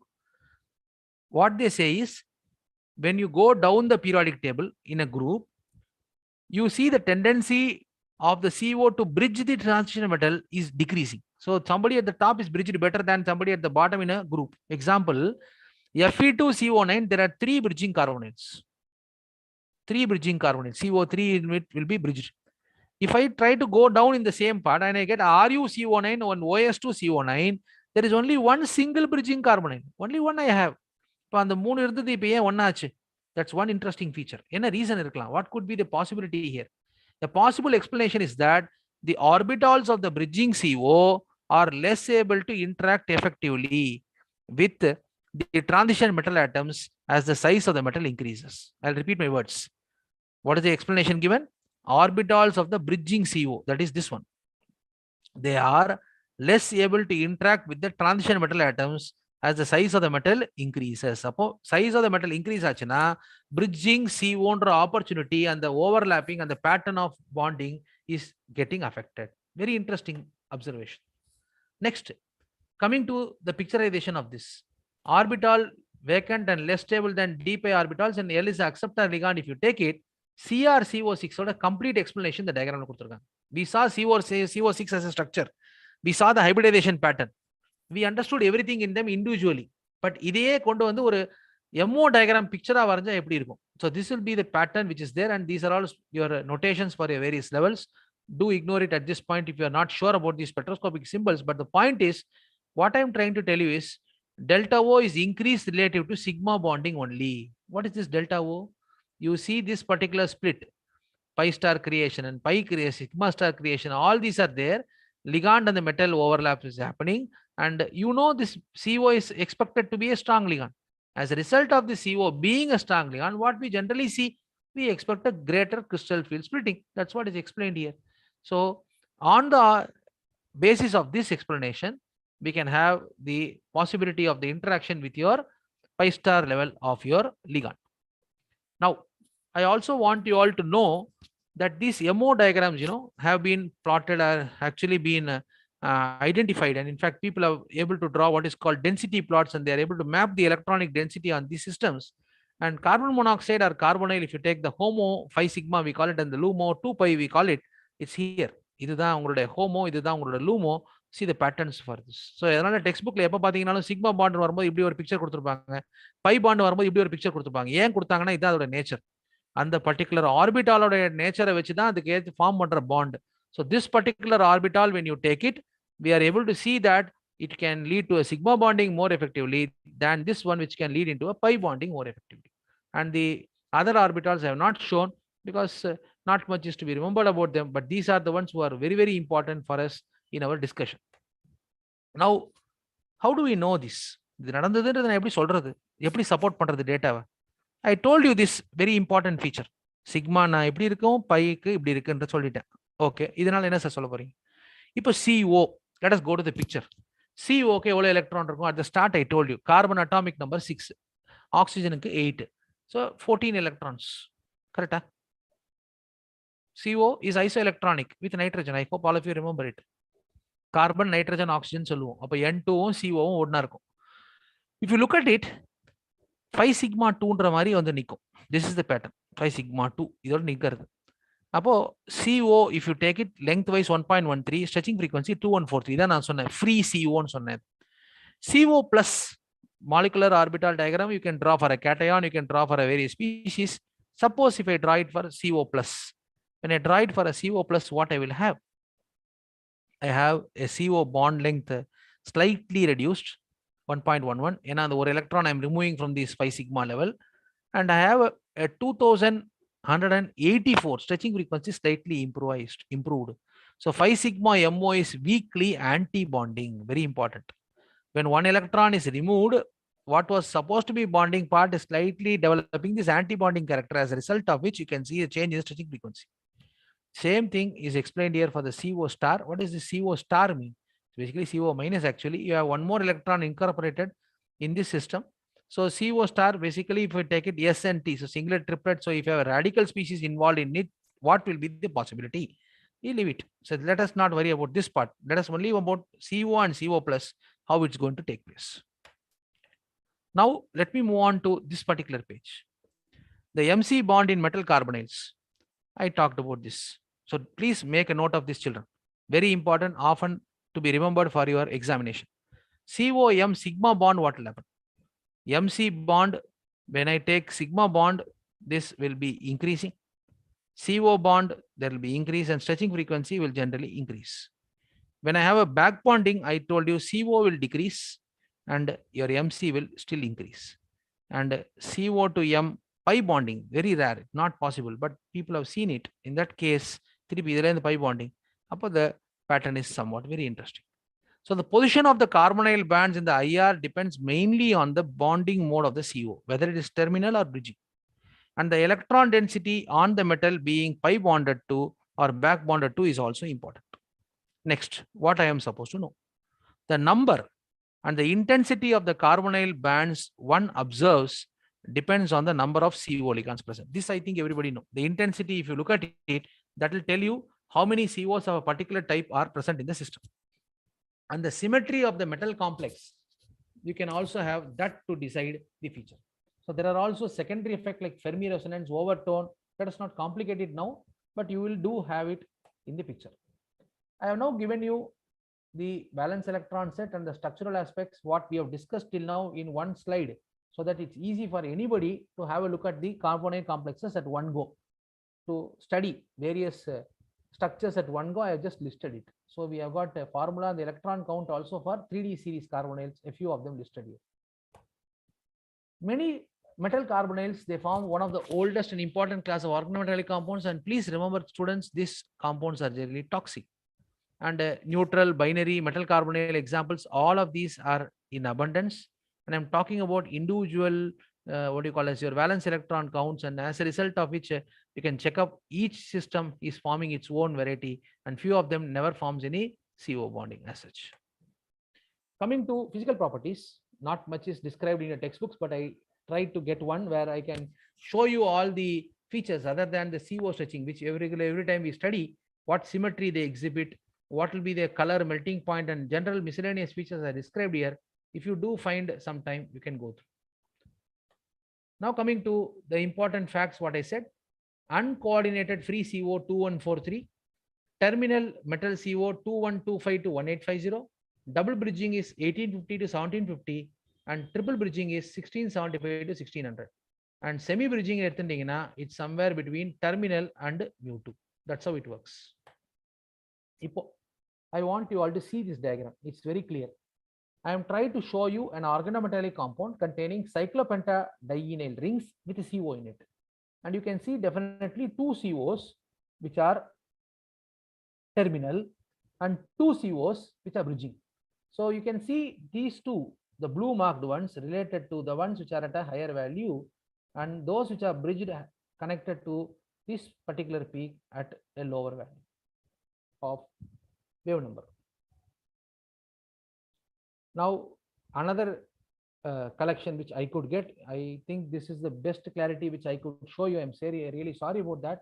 So this talks about the symmetry of the various substitution products I could achieve if I were to consistently remove the ligand CO. So you can ask me a question, sir, how do I do it, sir? See, CO and NO, sometimes people, in fact, I'll show you later. CO complexes, people have tried to convert it to a NO complex. A nitrosyl complex has been created by replacing these ligands. And in fact, CO replacement has been very common, phenomenal. People have tried. For MCO6 in the octahedral system, if I try to put one ligand and remove one of the CO, the nature itself is changed. The number of bands changes, the point group changes, the structural aspects are different. இது பாத்தீங்கன்னா octahedral ஒரு square பிரமிடலா மாறிடுது. இந்த ரெண்டு L போட்டீங்கன்னா அது square பிரினரா மாறிடுது. அதுல you can expect them to be cis type or trans type. It depends what you have. So in the மாதிரி we have different opportunities. I tried my best to put it here, but the color is smudgy. I'm sorry about that. Trends observed in the IR spectrum of carbonyl complexes that are consistent with the concept of pi back bonding. இது நான் already சொன்னதுதான். I'm not going to go in depth. Each charge added to the metal center. இந்த point நான் சொன்னேன். 100 centimeter inverse carbonyl stretching decrease பார்க்கலாம். For simple carbonyl complexes, counting the number of IR and Raman CO stretching frequencies will often permit one to make structural assignment. இதை வச்சு சொல்லிட முடியும். Number of CO stretches expected for possible geometries you can predict using group theory also. So in the comparison பண்ணலாம். நிறைய பேர், in fact, you can see group theory predicted results will well agree with the results of your system. C13 என்ன மாதிரி வச்சு என்ன பண்ண முடியுமா sir? ஏன்னா கார்பன் யூஸ் பண்றோம் இல்லையா? So coordinated carbonyl ligands இருந்ததுன்னா they will appear in the range of 18 like 180 to 250 ppm. So your C13 என்ன மாதிரில கோஆர்டினேட்டட் கார்பனைல் இருந்ததுன்னா இந்த ரேஞ்சில் நம்ம பார்க்க போறோம். அப்போ ஐசோடோபிக்கலி என்ரிச்டு கார்பனைல் காம்ப்ளெக்ஸஸ் இருந்தது அப்படின்னா we can check this range. இந்த ரேஞ்சில் we can see very interesting points. இப்போ இதில் எந்த மாதிரியான ஸ்ட்ரக்சரல் அசைன்மெண்ட் பண்ண முடியும் sir? People have tried with phosphorus and RH along with this carbon coupled systems and they have studied.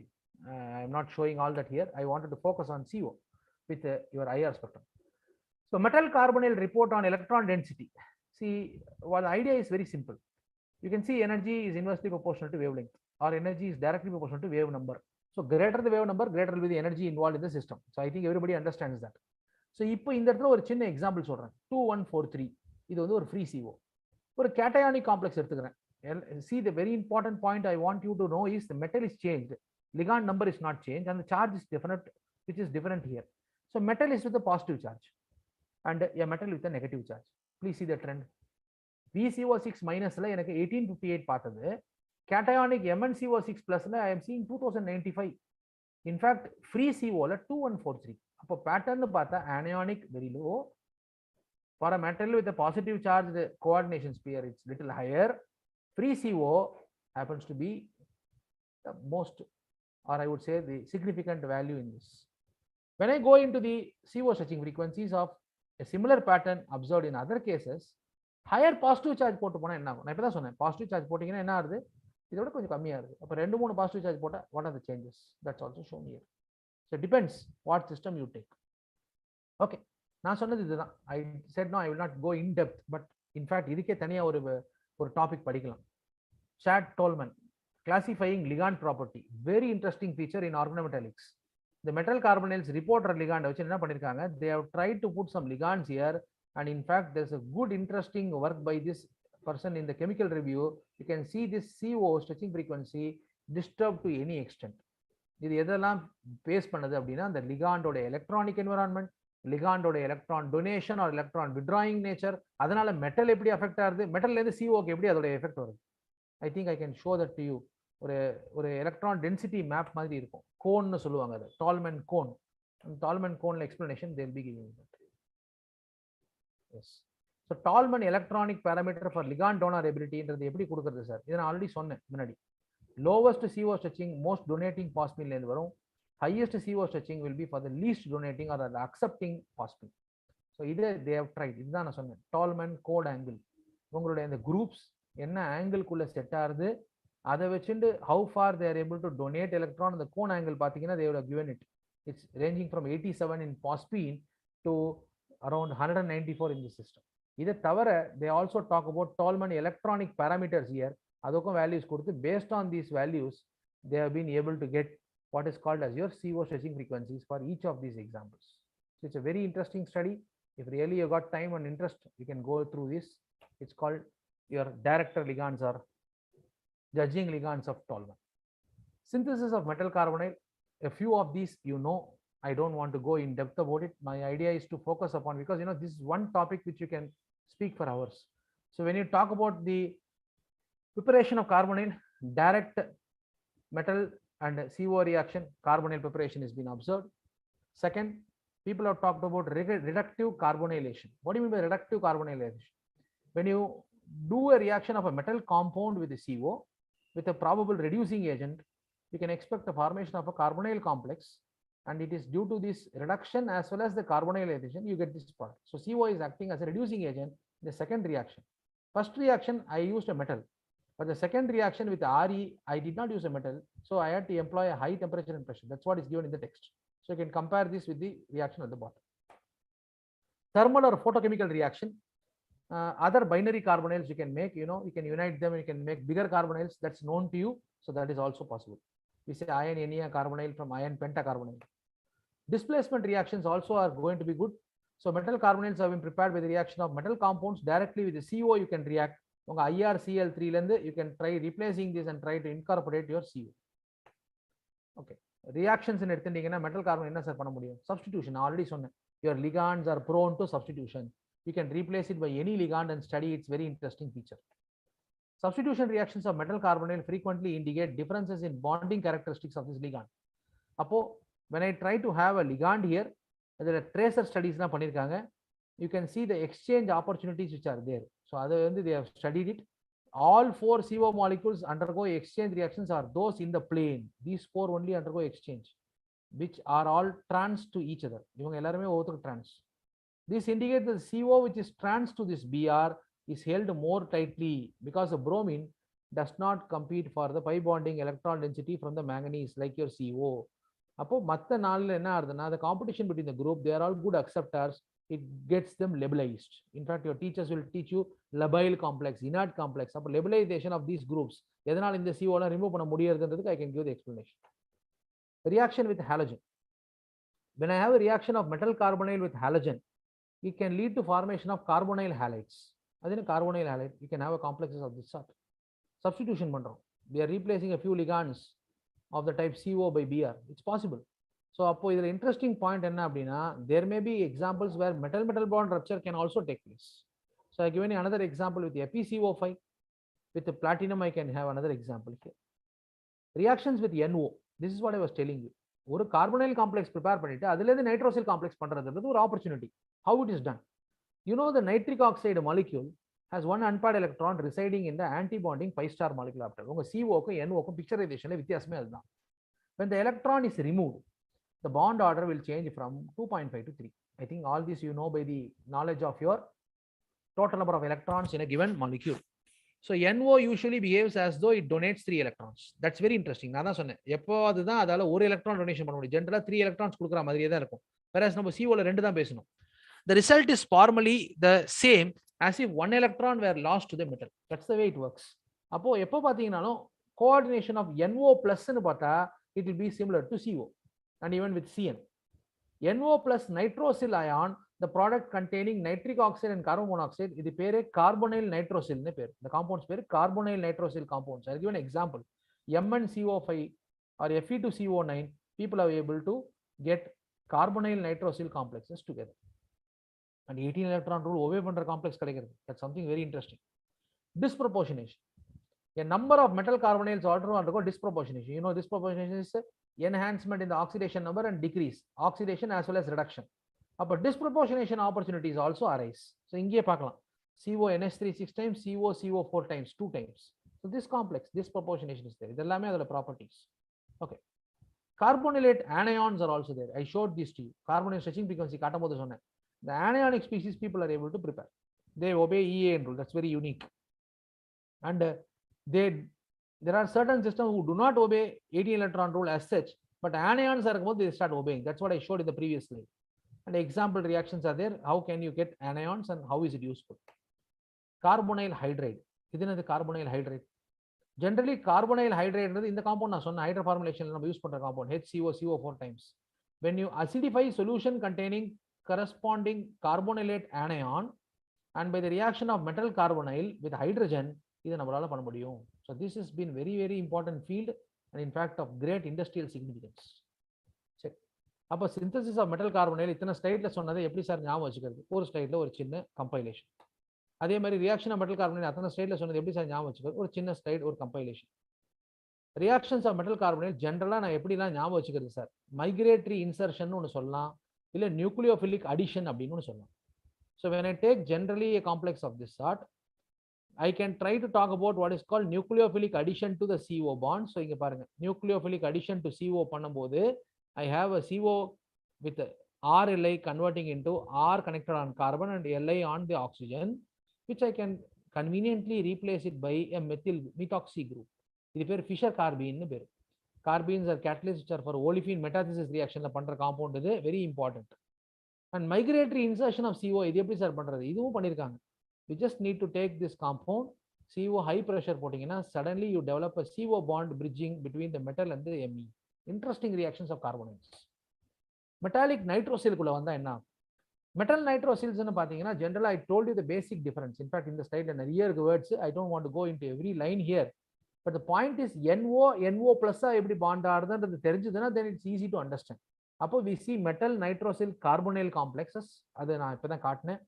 Metal nitrosyl halides பண்ணியிருக்காங்க, metal nitrosyl thio complex பண்ணியிருக்காங்க, metal nitrosyl cyano complex பண்ணியிருக்காங்க, miscellaneous other complexes with ammonia and other units have also been done. Okay, நான் ரெகுலராக தெரிஞ்ச ஒரு compound குள்ளே போகிறேன். So when I want to go into a metal nitrosyl carbonyl, just now I told you, take a carbonyl, react with NO, பண்ணீங்கன்னா உங்களுக்கு metal carbonyl nitrosyl compound கிடைக்கும். Metal nitrosyl halides உங்களுக்கு கிடைச்சிருது அப்படின்னா the reaction is very simple. Metal halide எடுத்துக்கோங்க, NO with your metal of your choice, will be able to get it. The metal nitrosyl carbonyl oda properties என்ன? They are given here. I don't want to go into depth because I think it's little time now. இந்த compound குள்ள போலாம், very important. We study this and use this in our lab. If you want, you can test for aldehyde ketone, and we also use this for testing your sulfides if it is there. In the compound பேரு sodium nitroprusside. I think the mass bio spectrum அடிக்கடி சொல்லிட்டு இருப்பாங்க. Sodium nitroprusside, Na2Fe2 plus CN5NO plus. So this, how do you prepare? Preparation reaction is given. Yes, and generally fresh prepared sample of nitroprusside, you will have a violet or purple color. This will be very, very important. And I told you, when you react it with the sulfite, what will happen? You can see a very interesting color, a rose red color. This is the reaction which I talked about, the sulfide and sulfides. Silver nitrate கூட போட்டீங்கன்னா ஒரு flesh colored compound கிடைக்கும், Ag2FeCN5. And aldehyde ketones ல போட்டீங்க அப்படின்னா, I think you know the name of the test.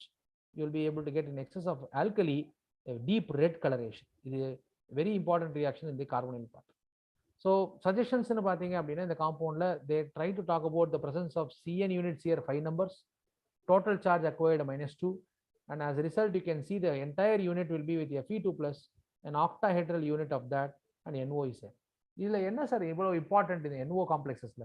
நான் முதலே சொன்ன ஆரம்பத்துல இந்த வெபினார்ல NO பிரிட்ஜ் ஆயிக்கு வாய்ப்பு இல்லை, பட் NOல லீனியரா இருக்கிறதுக்கும் NO பென்டா இருக்கிறதுக்கும் சான்சஸ் இருக்கு.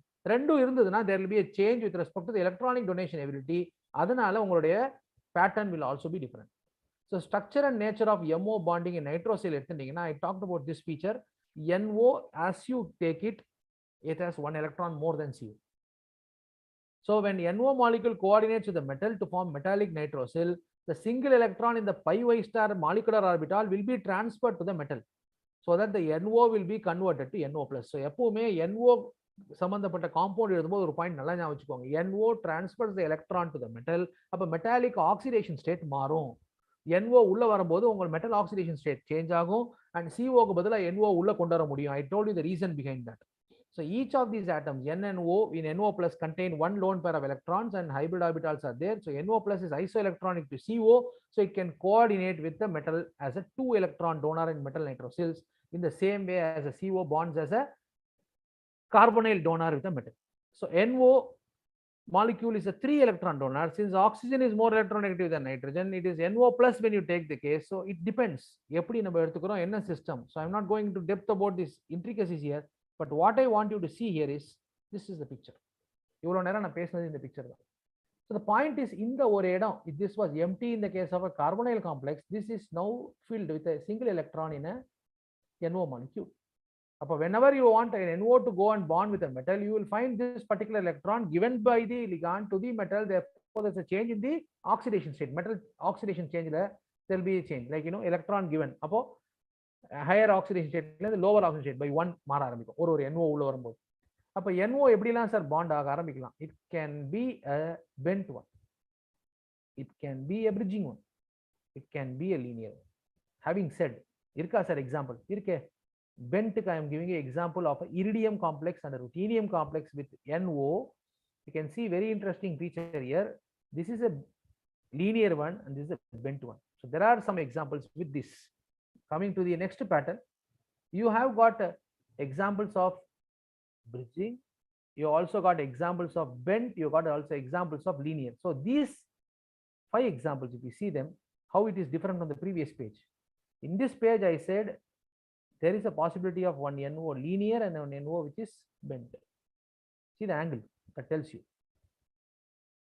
Whereas this page, all these examples I have listed here, if you see them, it has only bent NO in them. So what will be the pattern for this? I leave this for your own study.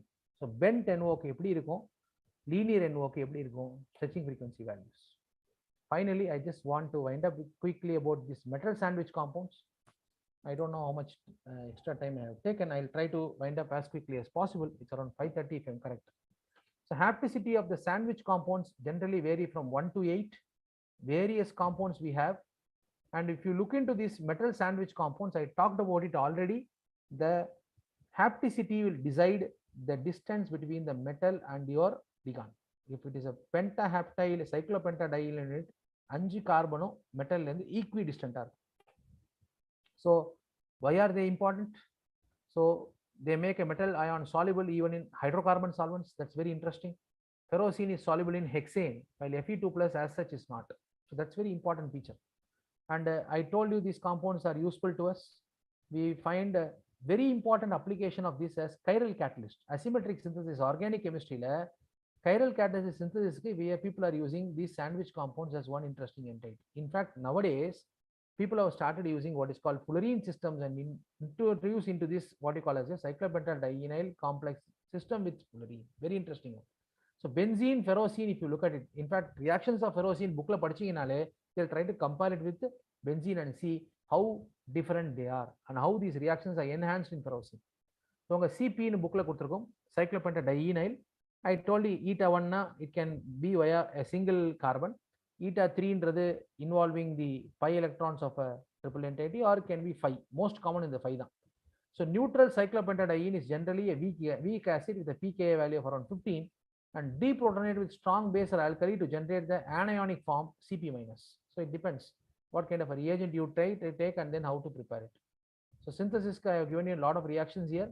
In fact, this is not used nowadays, very toxic. But other than that, other reactions are all done. In fact, preparation of ferrocene, I have shown you how it is done with an organic amine with the FeCl2 along with cyclopentadiene units. In the laboratory synthesis, I talked about it already. This is a possibility of getting this particular compound. So Cp2Fe you can prepare by a simple combination process. So when I talk about reactions, in fact, நிறைய CSR paper recently நம்ம reaction பார்த்திருக்கோம். What will happen when you treat it with iodine? You will get an interesting system of this sort. When I treat it with HbF4, what could be the possible reaction in it? We have seen this. And the oxidized form Cp2Fe plus ferrocenium cation. You will be able to see that in a very interesting pattern with the BF4 minus. They will form a kind of a very interesting unit. And reaction எடுத்துட்டீங்க அப்படின்னா it is around 3 to 10 power 6 times faster than benzene when I try to do this reaction. I'm introducing CS3COCl or acetylation. I'm seeing a very interesting picture here. So traces of acetylation on the same ring is also there. On neighboring rings is also there, 90%. Coming to chloromercuration, Manich reaction, in fact, organic Manich reaction, ferrocene is possible. People have tried and they have got it. It does not happen with benzene generally. Only in phenol aniline people have done it, but ferrocene people have done this reaction. In fact, benzene la panna mudiyadhu 109 times faster in this ferrocene people have done this chloromercuration reaction. And lithiation is also there. Lithiation vechinde we can try to prepare carboxylic acids. In fact, idu oru application part ellathiyum na clear ah kuduthitenga. So you can take a lithiated compound, carbon dioxide putting you can prepare a carboxylic acid. In fact, this has been previously asked in your what you call as your competitive exam as well. So how can you convert ferrocene to ferrocene carboxylic acid? It's been a question. So bisbenzene opportunities are there.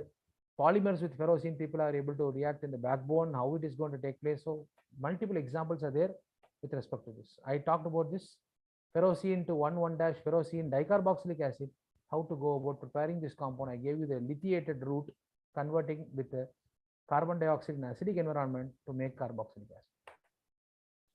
Final step, generally in any catalytic cycle in organometallic chemistry, you can see this Cativa process. I talked about it number of times from the start of the webinar, methanol to acetic acid conversion. You can see this COCH3 insertion reaction giving you a very interesting part. So you can get products out of this. And other than that, I also want to talk about this part. I talked about it. The nature of the group, migratory insertion பண்றதுக்கு எந்த group எடுக்கலாம்? The rule is it must be cis to one another. அப்போ if I want to do migratory insertion, இப்போ நான் PPH3 போடுறேன் அப்படின்னா it goes to this location. இங்க இருக்கிற CH3 is trying to push to the cis position of this and COCH3 will be given. Or enthalpy driven entropy prohibited reaction and very interesting. These are all there. You'll see them in your textbooks. And types of migratory insertion, they would have talked about this elaborately in organometallic session. அதில் 1,1 migratory insertion இந்த காம்ப்ளெக்ஸ்ல பண்ணலாம். When you do that, I told you already இந்த மாதிரி பக்கத்துல இருக்கிறது தான் ரொம்ப important for it. So you can see this 1,1 migratory insertion. So இது இந்த loop and the reaction பண்றதுக்கு it will be a very important step. So I think I have concluded this. I think I have come to the end of the talk. Thank you for your patient listening. Now I try to keep this session open for questions.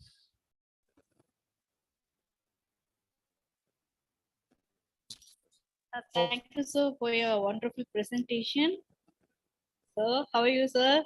Yes, ma'am, I am fine, ma'am. Thank you, ma'am. Can you hear me, sir? Yes, ma'am, I'm able to hear you. Okay, sir. Student side, any?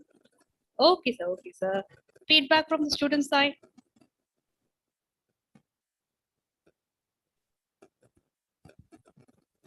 Yeah, anyone? Yes, Hey, sir. I have a question. Hello, Professor Shivaramakrisnan. Yes, sir. Thank you so much. It's really a extensive, wonderful conversation about organometallic complexes, particularly metal carbonyls and the nitrosyls. This will be like I did it reminds me to my MSc days in 35 years back. I'm classmate of Professor G. Ilango. Oh, great, sir. So he just sent me the invitation. I thought, let me just listen to your talk. Yeah, And thank you, frankly speaking, your students are so lucky to have you as a professor. You explained everything very clearly. Yeah. And this is more interesting to me, the reason because I did my PhD on organometallic complexes, particularly hydroformylation and oxidative carbonations. You have given nice explanations, everything. I just wanted to touch upon everything was excellent. There is no, really, I really learned a lot from you. In the meantime, the hydroformylation reactions where you particularly mentioned about only the cobalt complexes. Yes, but no, because of the time reasons and your other priorities, you did not touch upon further improvements on hydroformylations and oxidative carbonations. Normally, the cobalt complexes, it involves really very high temperature and pressure, right, for the carbon monoxide and hydrogen pressures, particularly more than 150 atmospheric pressure with close to 200 degrees centigrade, something like that. Yes, sir. Yes, sir. So lot of the hydroformylation reactions are really, really important industrial process that already explained also. So industries were looking for some more better processes which involves like rhodium complexes particularly, right? That drastically reduces the reaction conditions, like the reaction can be done under 60-70 degrees centigrade with 20-30 bars, which is a huge improvement, right? So that I just wanted to emphasize to students, and this is also another area that that they can also think about it. I specifically want to thank you for a nice presentation, and I listened to you for I think more than 2 hours now. This is really very long talk to me, but I really enjoyed your talk. Thank you so much, sir. Yes, sir. Thank you so much, sir. Thank you for your valuable comments. Sure. Thank you. Yeah. It means a great thing. Thank you, sir, for your participation. Any other?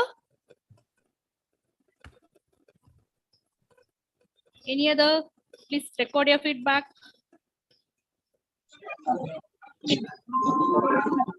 Yeah.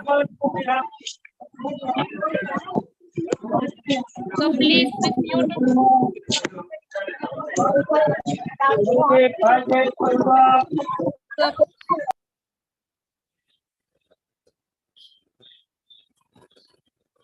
So any other questions? Are there any questions? If it is there, I am ready to answer it. And I think the feedback link and the certificate link is given in the chat box. I hope anybody can go through it and try to fill it up properly, because what you fill will be there in the certificate. Okay, sir.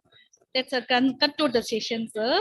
So, okay, thank you, sir. Thank you, sir. It gives me immense pleasure to propose the vote of thanks on this special occasion.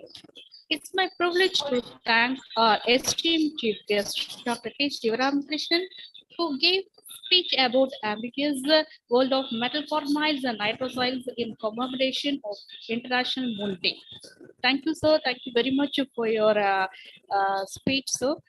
I'm happy to thank our principal, Dr. K.P. Ganeshan, for his wonderful support for this program, for arranging this program.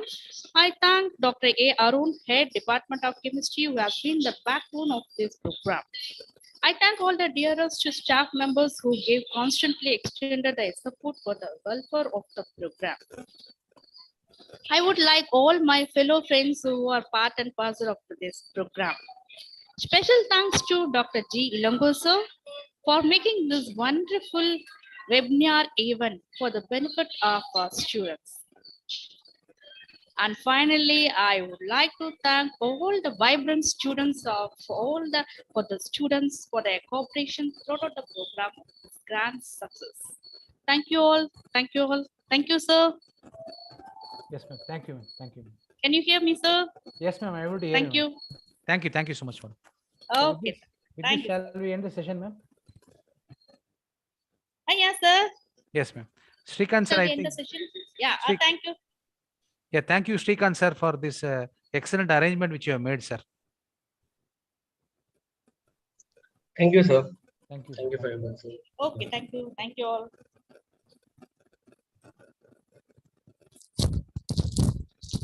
I think the participants can leave the meeting now. Thank you.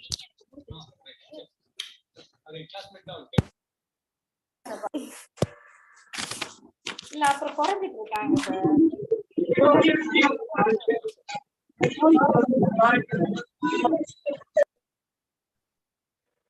Srikanth sir, the link YouTube la போட்டீங்களா?